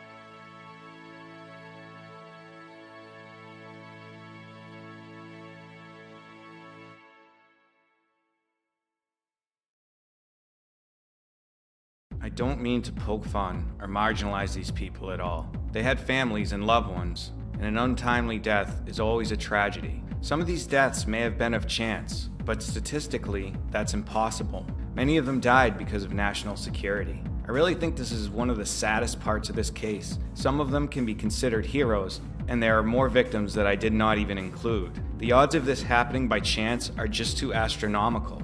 Occam's razor is a scientific philosophy used to determine the explanation of a phenomena. What it states is basically this: all things being equal, the simplest explanation is probably the correct explanation. I think the simplest explanation may be a single crazy guy looking to kill a president because he hates him and thinks he's doing the right thing. But on the other hand, couldn't you use the history of politics over mankind's time for another simple explanation? Our history is filled with powerful people killing other powerful people to further their own interest and power. So I suggest another explanation using Occam's razor. The president was killed by people looking to usurp his power and further their interests. Is this not another simple explanation? In some ways, isn't it even simpler than the lone nut idea?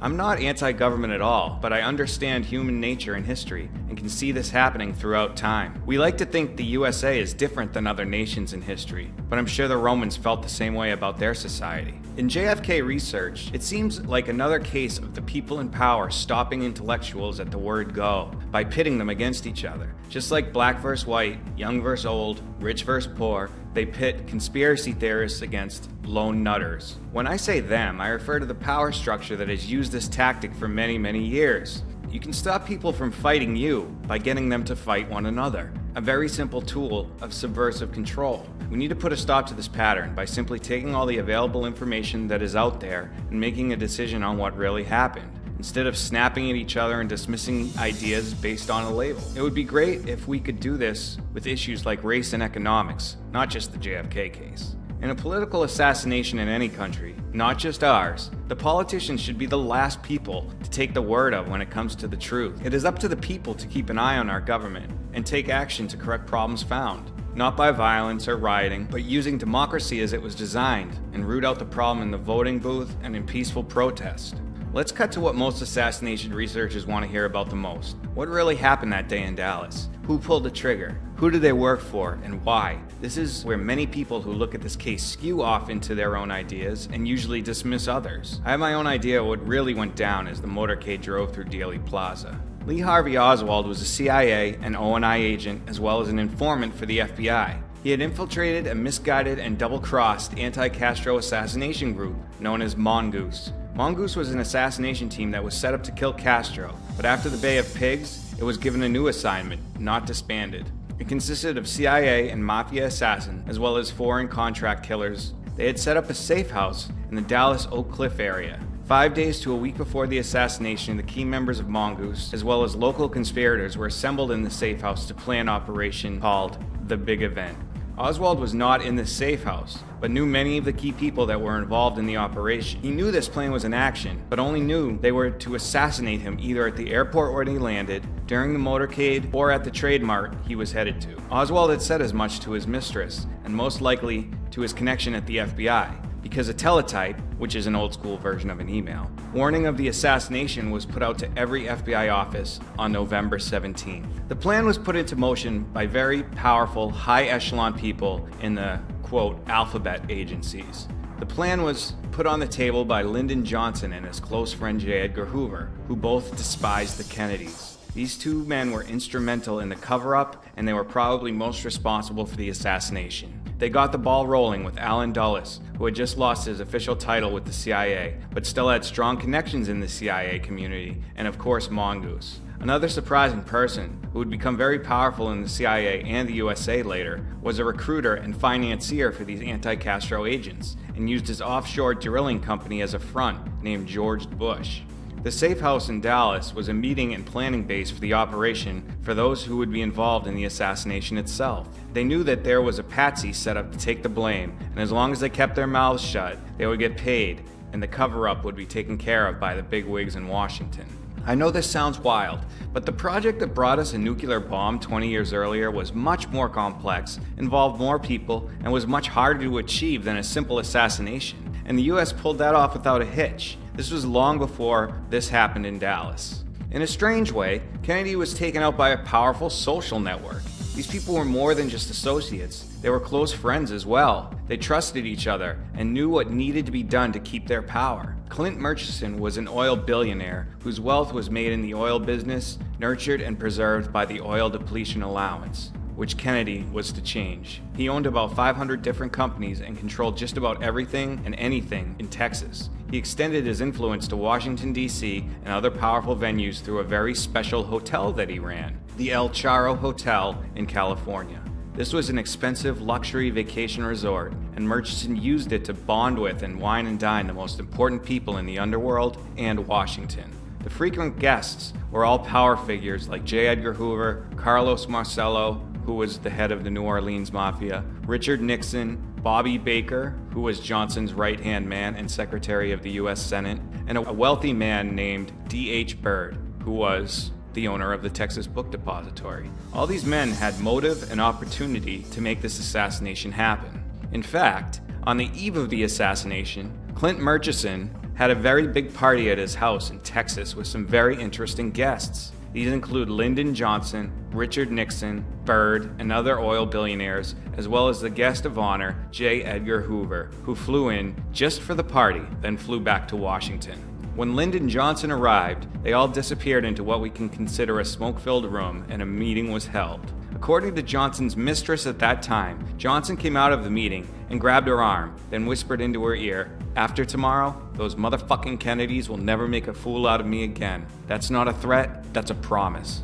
Hoover flew back to Washington, well aware of his role, knowing the next day if things went well, his good friend Lyndon Johnson would be the president and he could keep his job. Of course, Kennedy would have forced Hoover's retirement in 1964. These reports come from Murchison's housekeepers, cooks, and Johnson's mistress, who would have nothing to gain by making this story up. So now we have all the pieces on the board, ready to make a big move on the 22nd. Kennedy knew it was a big risk to go to Texas, but he had no idea that he was headed into a turkey shoot with his protection stripped away completely. The Secret Service were hung over and ordered off the back of the presidential limo, and the Dallas police motorcycle cops were ordered to ride behind the president instead of next to him. They also went from 4 to 6 motorcycles on the sides of the limo to 2 motorcycles 10 feet behind it. The Secret Service also ordered the Dallas police to be taken off the motorcade route, and no crowd control was in effect at all. In a normal motorcade, the president would be somewhere in the middle, but today, it was the lead car, completely opening him up from the front. He had no protection from the front, the sides, or the rear. These are all giant mistakes, and a huge break of protocol. The media was forced back in the motorcade as well. Ever wonder why the only people that got photos or video of the event were citizens? This was no accident. The limo proceeded down Main Street, greeting by cheering citizens. Even without the police or Secret Service protection, everyone was happy and peaceful. Then the limo made a turn onto Houston Street and approached Dealey Plaza. This was the planned kill zone. Lee Oswald was finishing his lunch in the break room and opening a Coke. The next few moments would change the country and the course of history forever. At the safe house, they decided that 4 shooter teams would make sure that the job got done. I'm going to speculate a bit on the names of the shooters, but remember that this is only based on inference. Conspirator David Ferry had acquired 4 special Motorola radios for communication that are normally used in railroad yard communication. They operate on a low frequency, which is not monitored. Dealey isn't a very large area, so even 4 was almost overkill, but they didn't want to take any chances that he would survive. Team 1 would be the Texas School Book Depository team. Cover for getting them in the building and on the 6th floor was that they were resurfacing the floors of the building. The 6th floor was scheduled for the 22nd through Byrd, and that team would consist of Mac Wallace as the shooter with a high-powered accurate rifle, along with 1 radio man / spotter. This was so the sound would mostly come from the Texas School Book Depository and set up the patsy. The next team was the South Knoll team, with the best riflemen, either Lucien Sarti or a military sniper with a silenced, high-power sniper rifle, and his radio man and spotter, Jack Ruby. He would shoot first and try to get a clean headshot, then retreat immediately whether he was successful or not. Ruby would take the weapon and flee, and the assassin would slip away. Third team was the Dal Tex team. This team was the radio / command team, alerting others by saying go or abort in the radios when the firing should start, as well as another signal for the headshot. They also were in possession of a silenced rifle so that the whole building would not be alerted. This team was John Roselli and Charles Nicoletti. Nicoletti was the shooter and Roselli the radio man. The final team was the cleanup crew on the grassy knoll. This team would only fire if there had not been a headshot and was the final line of defense or offense. This would consist of a shooter with an unsilenced, short-barreled rifle for maximum velocity and power, and a hollow-point exploding round. The rifle could also quickly be disassembled or concealed. For cover, this team will have 2 fake Secret Service agents or Dallas police to keep the area clear before and after the event, and to collect any incriminating photos or videos immediately following it. I believe that the shooter was either James Files, the Chicago gangster, or another hitman from Chicago. Fake agents were either mob or CIA, and I won't speculate on their names. They would also aid the shooter in escape. This team did not need or have a radio, because the shooters and agents would not be too close to each other, and they had the best view. Fourth radio would be held by a signaler next to the firing zone, who can be seen holding his hand up in the Zapruder film. In the end, things didn't go perfectly to plan, and the Grassy Knoll team did have to fire, but the president was hit in the head, and Connolly was not killed, and that was a success. Now I'll show a short, crude animation of what I believe were the shots during the motorcade. This explains every wound, includes 3 audible shots, and if the Daltech's gun was not silenced, would include 5 shots. This would match both the witness reports and the official story of 3 shots, as well as the audio evidence of 5 shots from the stuck radio microphone.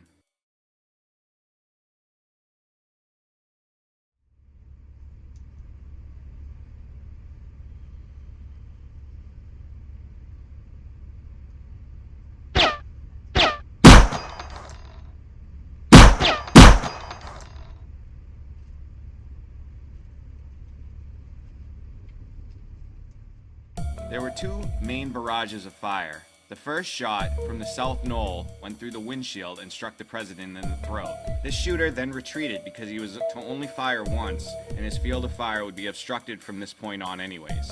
He threw the weapon to Jack Ruby, who was seen by an off-duty officer sliding down the back of the triple underpass, throwing a gun into his car and driving off towards Fort Worth. The next shot came from the Daltex building just a short moment after, and missed completely or nicked the top of the limo, then struck a curb and injured bystander James Tague. Then Wallace fired from the book depository and struck Kennedy in his back near his right shoulder blade. This was the first barrage, and afterwards, while the Daltex and Texas School Book Depository shooters reloaded and re-aimed, the limo began to slow, and the driver looked back at Kennedy, who had grasped his throat. Secret Service man Clint Hill began heroically running towards the limo after hearing the shot from the book depository. This is when the second barrage began. The Grassy Knoll cleanup shooter had not yet seen a headshot, so he started squeezing the trigger. The Daltex shooter fired and hit Kennedy in the back of the head, and the Grassy Knoll shooter hit him in the right side of the head just a millisecond later, exploding it and sending blood and bone towards the trunk of the limo. The Texas Book Depository shooter shoots just a fragment of a second later, missing Kennedy again and striking Connolly in the back, going through his body, breaking a rib, and the fragments embedded into his wrist and thigh. Then the limo speeds off to Parkland. This theory explains as much as possible in the simplest manner. There may have been more shooters, more shots, but this explains so much that I would conclude this is much more likely than just one man with a terrible rifle shooting from the book depository, or even 2 men, one in the depository and one on the Grassy Knoll.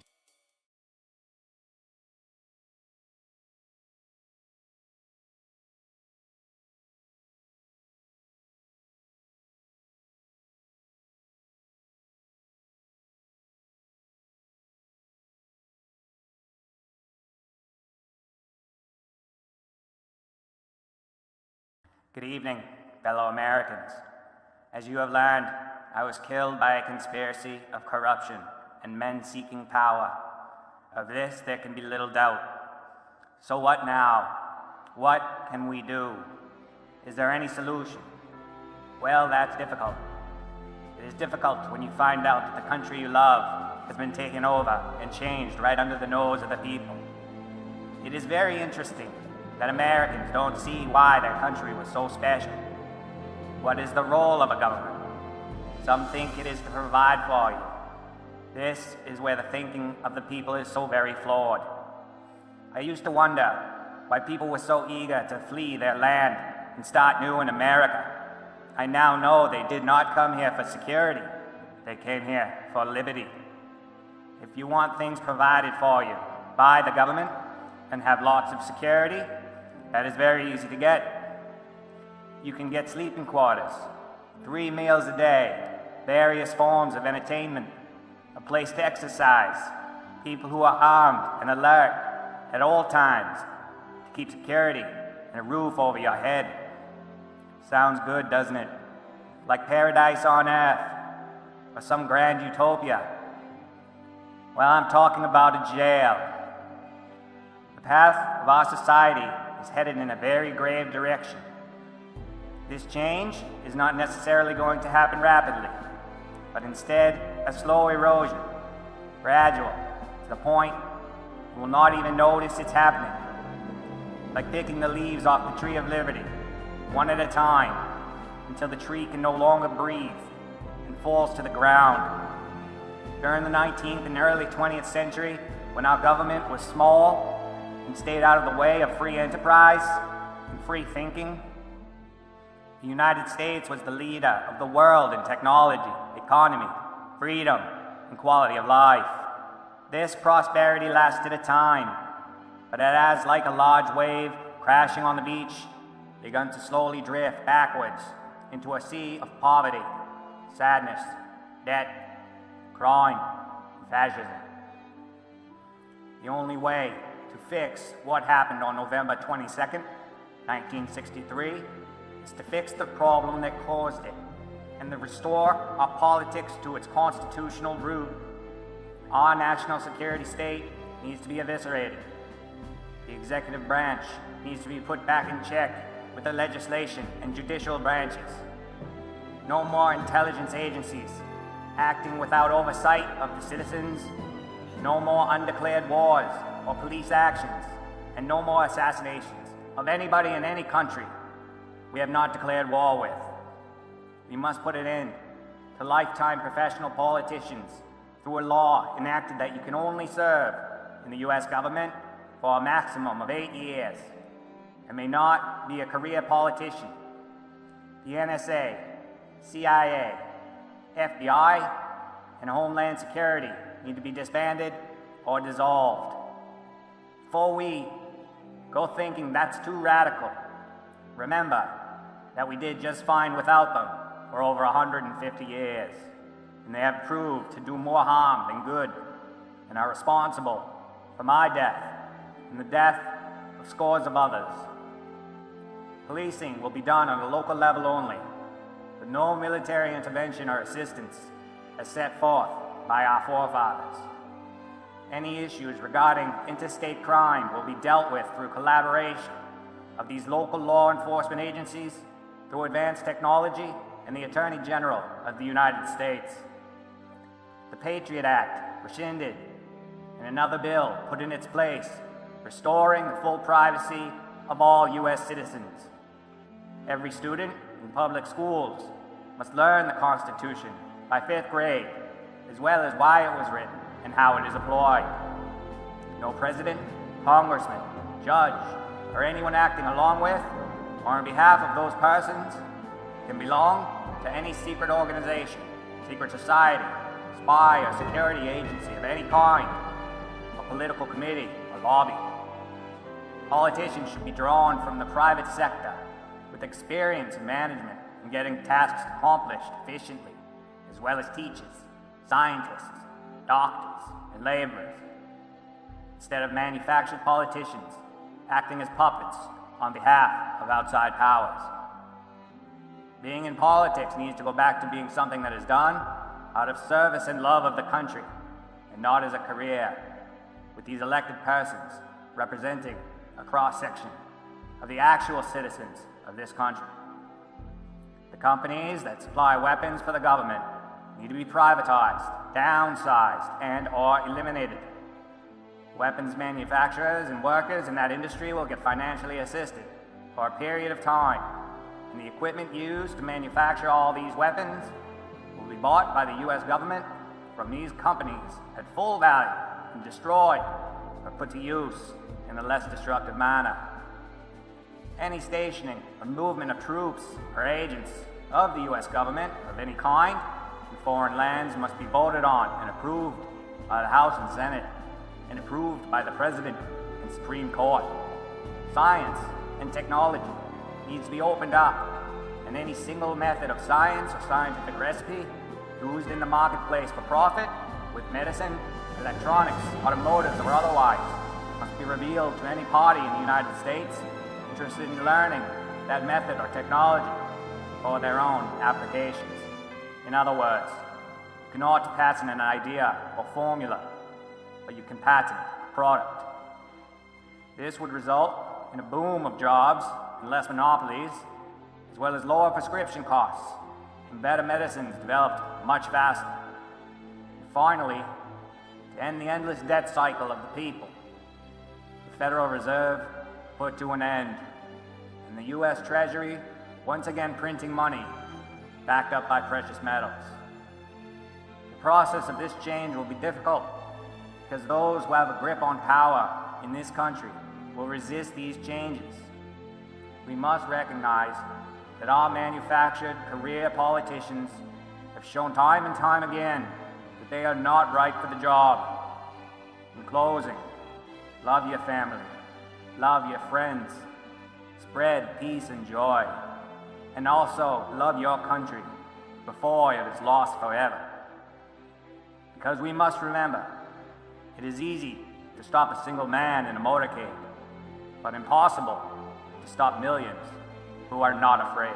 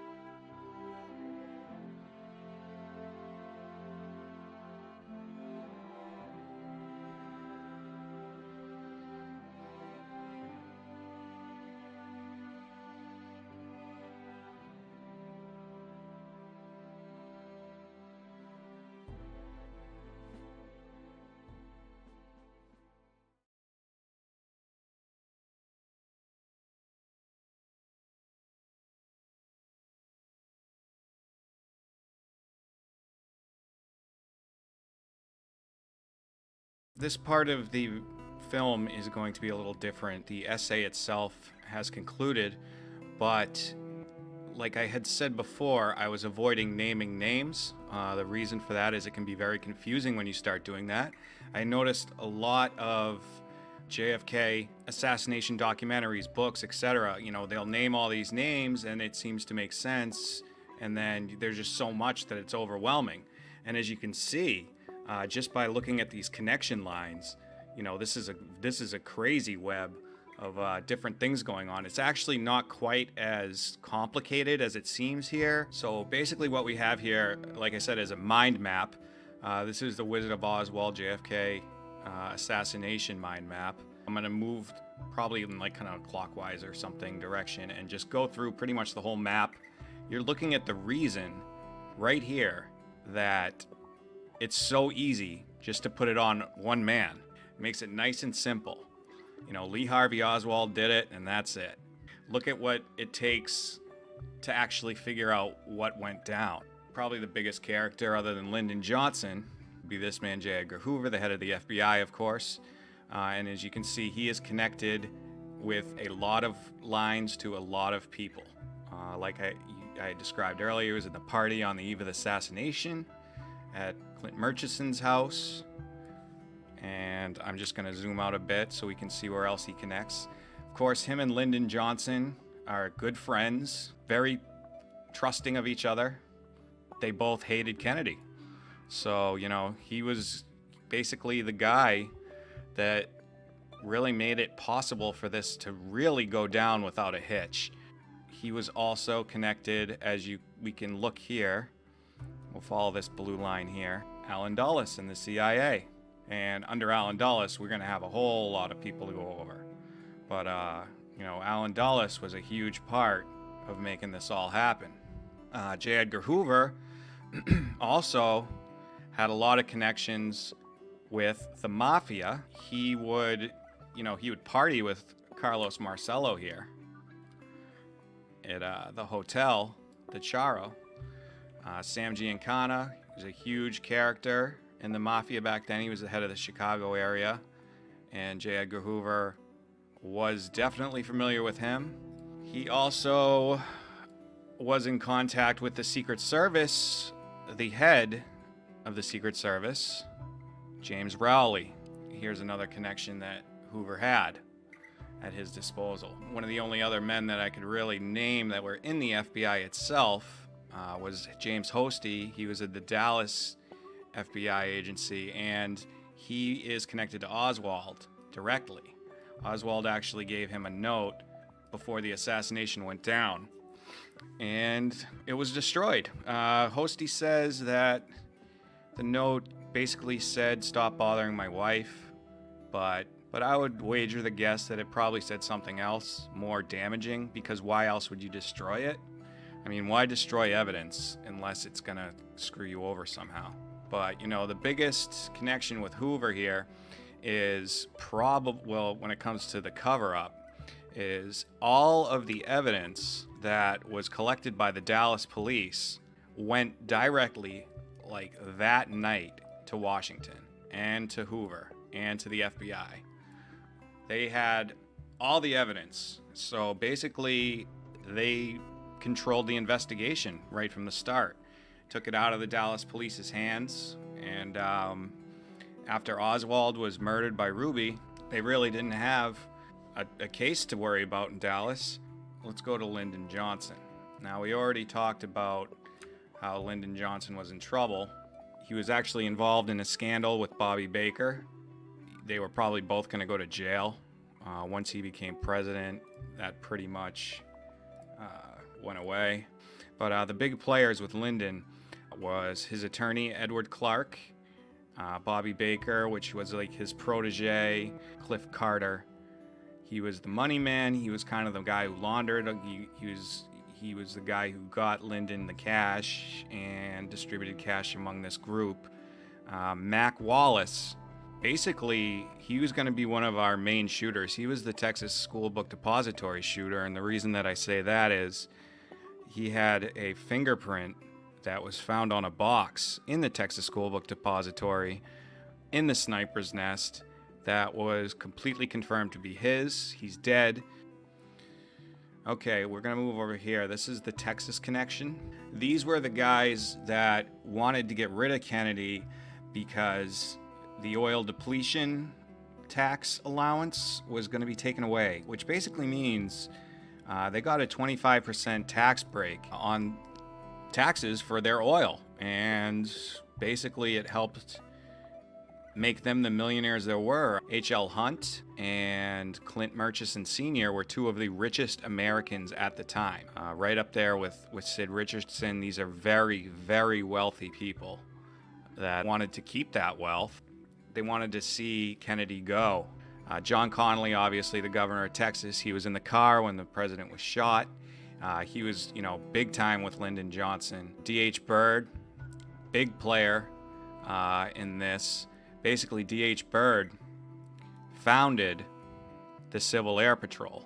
Now, if you ever seen JFK or done any research in the Garrison case, the Civil Air Patrol, Oswald was in it, Roscoe White, who we'll talk about shortly, David Ferry was in it, and another person we'll talk about in a while named John Liggett was in the Civil Air Patrol, and this guy was the head of it.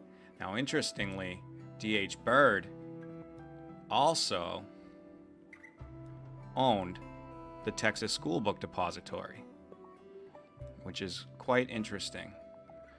Of course, Clint Murchison, who had, the party before the assassination, and after the hit was pulled off, it was champagne and caviar for the next week at his mansion. And Sid Richardson, another big-time oil guy who definitely profited from losing JFK. Another connection to these men, the Hotel del Charo, and Carlos Marcello from the Mafia. He spent time there. So there's your connection with Lyndon. There's your connection with the oil men who Lyndon actually told his mistress were the ones that made this all go down, that caused the hit on Kennedy. When she was asking him, were you involved?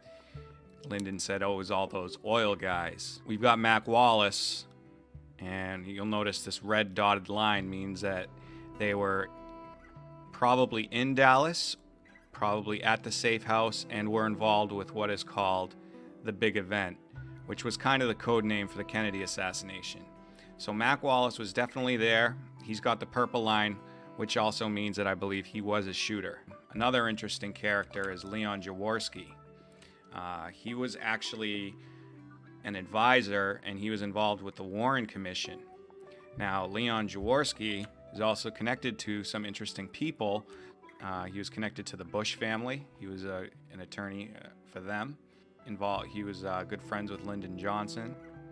He also was connected to, of course, George Bush Sr. and Richard Nixon. The Secret Service, I wouldn't completely put the whole thing on them, but good Lord, did they screw up. I mean, if they weren't complicit, and I believe these guys here at the top knew what was to happen. James Rowley, I believe he knew. He was close with J. Edgar Hoover. Emory Roberts was the man who called the agents off the limo. If you've seen that famous video of the guy waving the Secret Service men away from the limo at the beginning of the motorcade when they were at Love Field, that was Emory Roberts. I think he knew, at least he was told to keep the people off the motorcade. William Greer, he was the driver, looks very guilty, especially in the Normalize Zapruder film. Roy Kellerman was the man in the passenger seat. I don't know if these guys were just hungover because they partied in Fort Worth, which is pretty disgusting. In my opinion, everybody in the Secret Service should have got fired for that alone. I mean, you're not supposed to drink on the job to begin with. And second of all, when you guys were all hungover, you let the goddamn president get killed. The people in the big banking industries, these were some of the richest Americans there were. Harriman, who has connections, even though I forgot to connect him to him, he has connections to J. Edgar Hoover. He was in the Council on Foreign Relations. He was in Kennedy's cabinet. Kennedy got really angry with Harriman after the whole Bay of Pigs thing went down. Prescott Bush was in business with Harriman at the time, and he also was in business with Henry Neil Mallon. And Henry Neil Mallon hooked up with Prescott Bush's son, George Bush Sr.,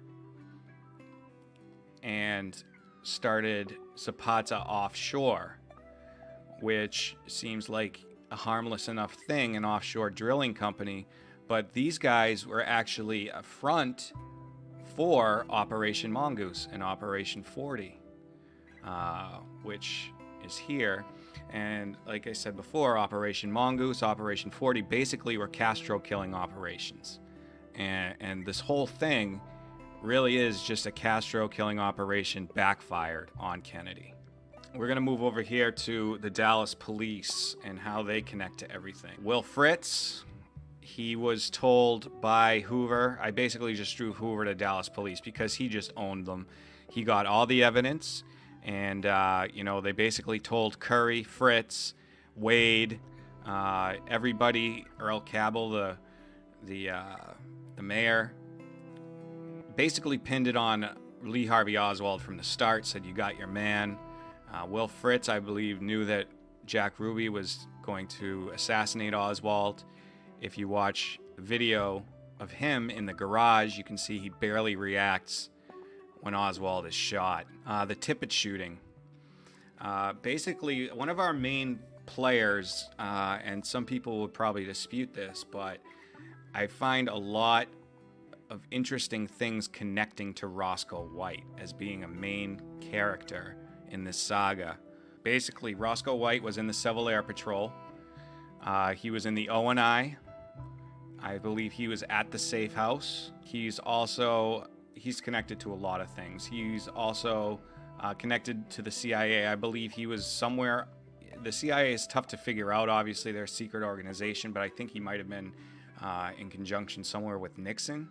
And I believe he was the man who actually shot Tippit to put the APB out on Lee Harvey Oswald. I believe Lee Harvey Oswald and J.D. Tippit over here, who both were O&I, along with Roscoe White, and Roscoe White had actually served in the Marines. Probably there's pictures of him with Oswald in the Marines. So, he knew Oswald. I believe Tippit was O&I. There's evidence to show that. And basically, Tippit had to die. I mean, I think he wasn't involved in it and knew too much. So he kind of had to go, and they messed the hit up on Oswald. He was probably supposed to die very shortly after. He slipped him and made his way to the theater. Roscoe White could even have been a shooter. If he was a shooter, I believe he could have been behind the picket fence close to the overpass and might have fired the deadly headshot. Okay, we've got the Mafia involvement here. Now, the Mafia don't have a lot of stuff, coming off of them. But what you got to remember is all these three, they pretty much were the head of the country. Sam Giancana was the Chicago outfit, which had a control over most of the North. Marcello, even though he's known as the New Orleans mob boss, Marcello, he owned pretty much all of the South, the Southwest, from Las Vegas and LA all the way over to New Orleans. Santos Traficante was a big Miami guy, and I believe there was actually a few hits on Kennedy that fell through.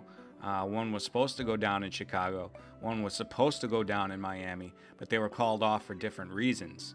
So you've got a lot more people when that happens that could be connected because they might have been involved in an earlier plot that got changed. Now, Johnny Roselli and Charles Nicoletti have been, placed in Dealey Plaza. They were definitely in Texas. James Files and Gary Marlowe. These two are tough. I'm not sure if I believe James Files completely. I think he might be telling somebody else's story. It's pretty hard to deny how truthful he appears. But you got to remember that this guy, he's been in and out of jail, and he's a bad guy. I mean, bad guys lie, and who knows, what his reasoning for that would be. And you'd think because Roselli was killed, Nicoletti was killed, why did they let the actual Grassy Knoll gunman live? It's just questions you got to wonder about. And Files also implicated this guy Gary Marlowe over here as being the person who actually killed Tippit, which conflicts with some other ideas, evidence, and theories. So you can take it for what it's worth. He's definitely got an interesting story, and you can't find it. Another thing that bothers me about Files is the man who sells the interview with him, I guess. Okay, let's see. These are I actually connected 4 people to the shooters. I'll go over those in a little bit. This is where the CIA gets their fingerprints all over this thing. This is the big event. This is either the planning of the event or these people were at the safe house. The reason I said the CIA has their fingerprints all over this whole thing is just take a look at this. I mean, insanity. I did my best to try to group these guys in the order of command or whatever, but we're talking about a completely secret. These are all secret agents. This is a secret organization. So you got to go off the hard research of all the people that came before you. You know, I mean, imagine if somebody could have looked at this chart back in 1963, it would have blown their mind. So I'm just going to start from the top, I guess, and work my way from right to left. Well, Allen Dulles, obviously, he was a CIA chief. Kennedy fired this man and told him he was going to split his organization into 1,000 pieces, scatter it to the wind, basically disband the CIA. He was very angry about Operation Mongoose, the Bay of Pigs, all that stuff going south, how heavy right-wing these guys are. A lot of these men, you got to take it, into account the way people thought back in the 60s, especially, and some people even today. I hate to put it this way, but a lot of these people were like Nazis. Heavy nationalist, right-wing, anti-civil rights.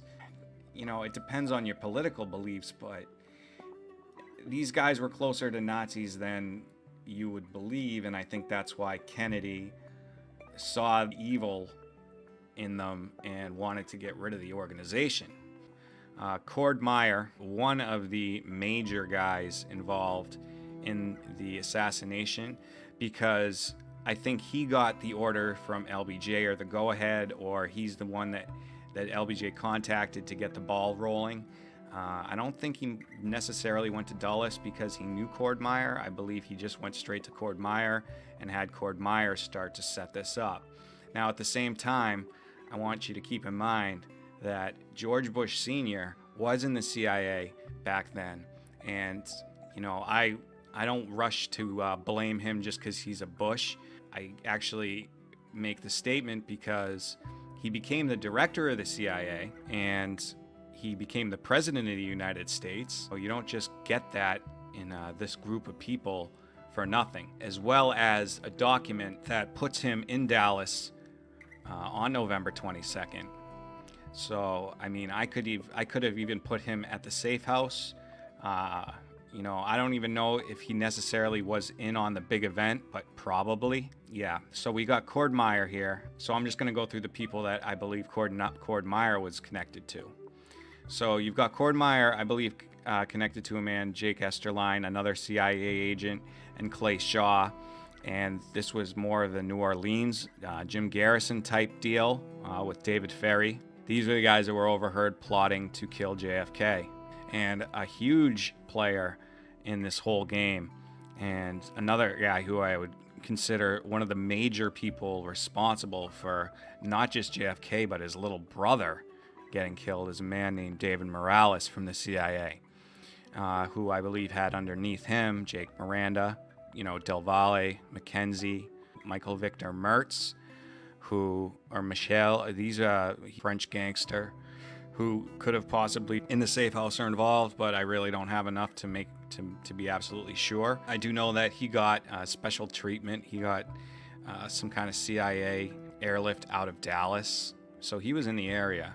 Herminio Diaz, I think this guy was either a shooter or he was the man in the Zapruder film holding his arm in the air. Jake Miranda was a handler for a lot of other CIA guys. But David Morales, I believe, was in Dealey Plaza, may have been a shooter, definitely involved, definitely part of the plot.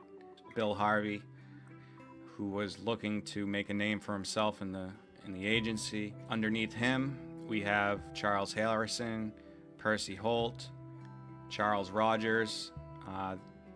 These are two of the three tramps. Chauncey Holt, I believe, was kind of caught by surprise and thought that it was an abort, a CIA abort.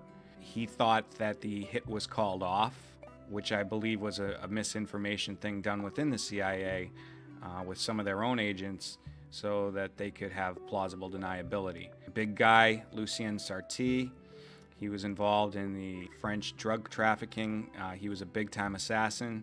He was, one of my guesses, a South Knoll shooter. Has connections, Corsican Mafia, and I believe he has connections with Santos Traficante. Probably was going to be involved in Miami, and when it didn't happen in Miami, he was in Dallas. Richard Nixon, huge, big-time, big event planner. I believe he was right up at the top with, George Bush, David Atlee Phillips. Under Nixon was E. Howard Hunt. You could take a big chunk of these guys and you've got your Watergate. A lot of these guys were involved in Watergate, that whole mess. It's a whole nother subject, but these names should sound familiar if you're familiar at all with the Watergate scandal. David Atlee Phillips was most likely Oswald's CIA handler, George de Mohrenschildt. He was under David Atlee Phillips, possibly under James Jesus Angleton. But basically, he was the one that was watching over Oswald during the whole sheep dip, getting him set up as being a perfect patsy. I don't believe they knew for sure what they were going to use Oswald for. He was just connected to so much that they needed to do something with him. He basically was the patsy and was killed. James Angleton, he actually is a counterintelligence chief. James Angleton was big on killing Dorothy Kilgallen. He was actually caught in her friend's apartment stealing papers and notes that Kilgallen had given her. I believe he was working under Richard Bissell and also was connected with Charles Cabell and Richard Helms. Charles Cabell also lost his job when Kennedy got rid of Dulles. You know, pretty much all these guys that you're looking at here were in jeopardy of losing their stance in the power structure of the United States if Kennedy just kept going. They believed that they were doing the right thing by getting rid of Kennedy. They, in their twisted logic, thought that they were doing the right thing for our country. Of course, Ruth Paine have linked her or her husband to the CIA, probably to de Mohrenschildt, who kind of passed the Oswalds off to Ruth Paine, and Ruth Paine got him the job at the Texas School Book Depository. While we were scanning over him, Jack Ruby had his hands all over this whole thing. He was involved with so much that they basically told him, you guys screwed up, Oswald wasn't supposed to make it. If Oswald doesn't get taken out, you're gonna go down. You can either be a hero, killing Oswald, or we'll probably end up having to kill you. He owned the Carousel Club in Dallas. He was connected to so much. One of the most interesting connections, I believe, is his connection to Nixon, because there's a document where Richard Nixon actually prevented Ruby from testifying for Congress because he was an informant for the FBI. So that connects him to Nixon, that connects him to the FBI. He's also connected to de Mohrenschildt. He was also connected to David Ferry. He was also connected to the Mafia. He used to work for Sam Giancana. He met with Johnny Roselli and Charles Nicoletti shortly before the assassination. He obviously knew Carlos Marcello and was involved with him when he was in New Orleans, because he had both the New Orleans and a Dallas connection. All of the Dallas police used to go to his club, drink for free, get all the girls and gamble and just have a friggin' hell of an old time.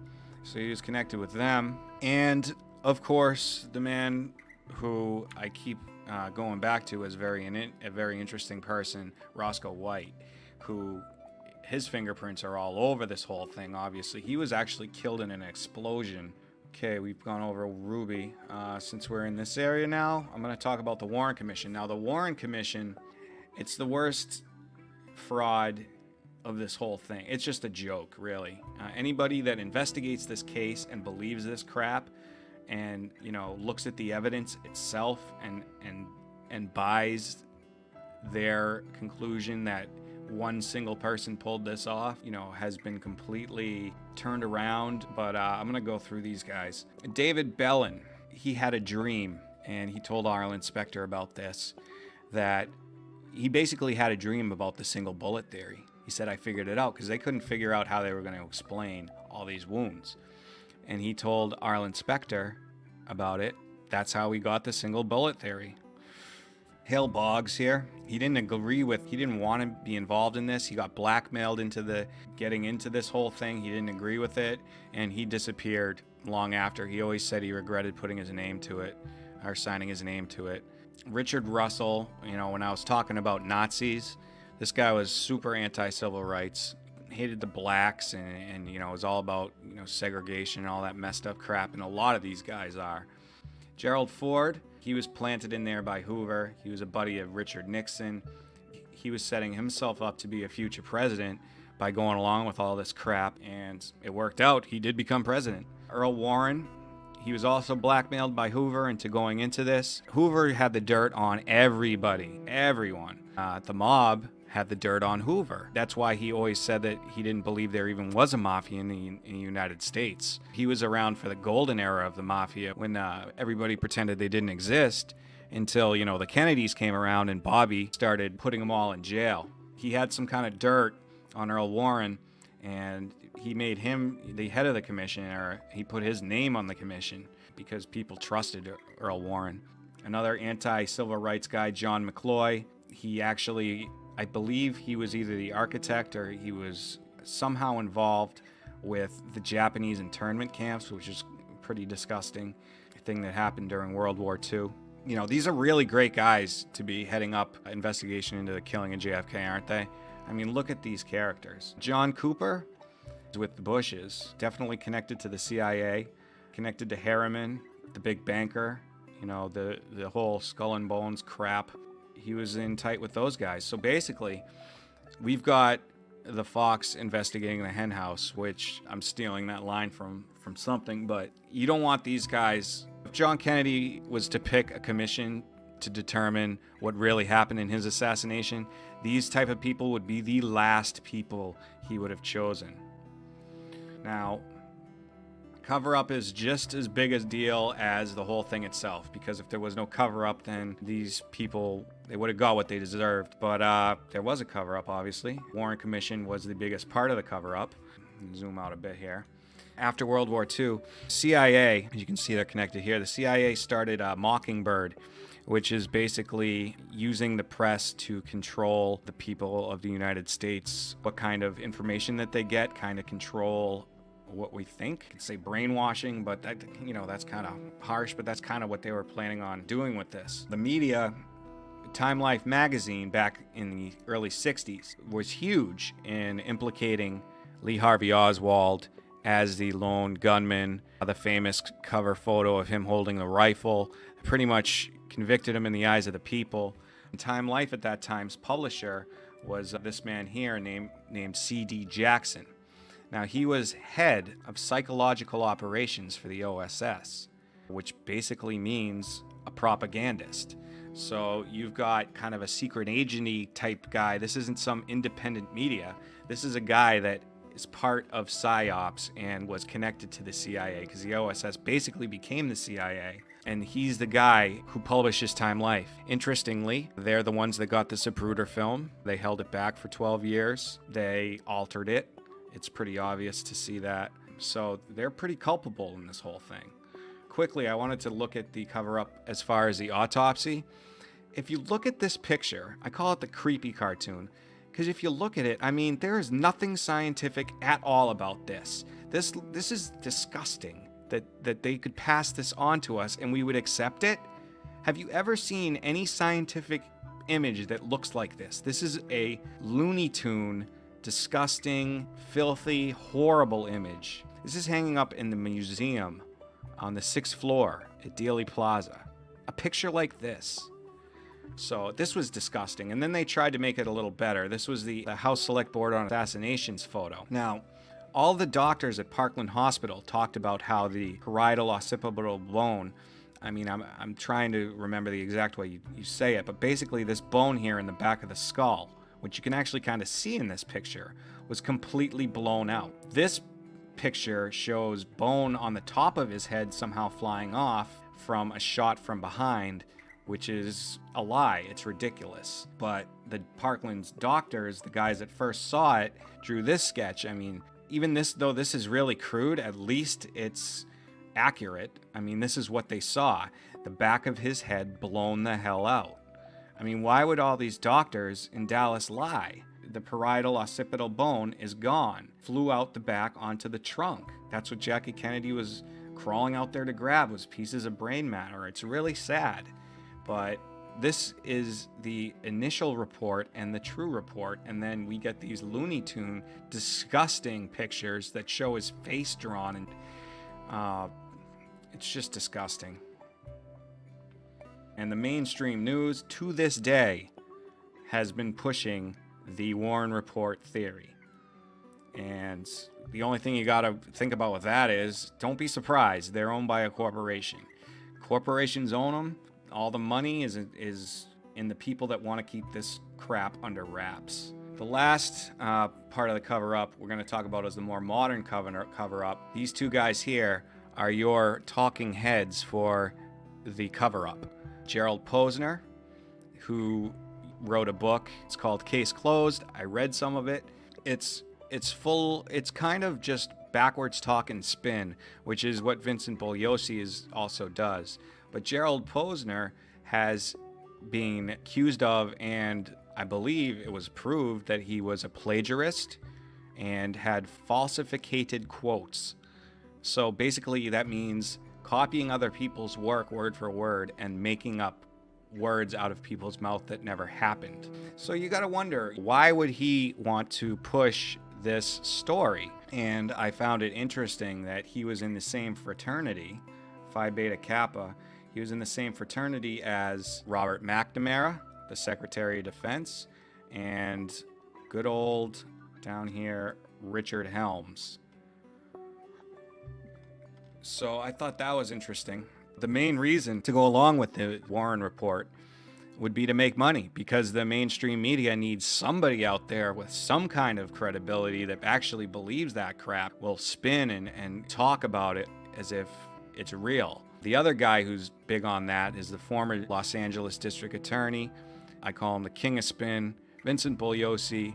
His book has convinced many people that the Warren Commission got it right. Oswald acted alone.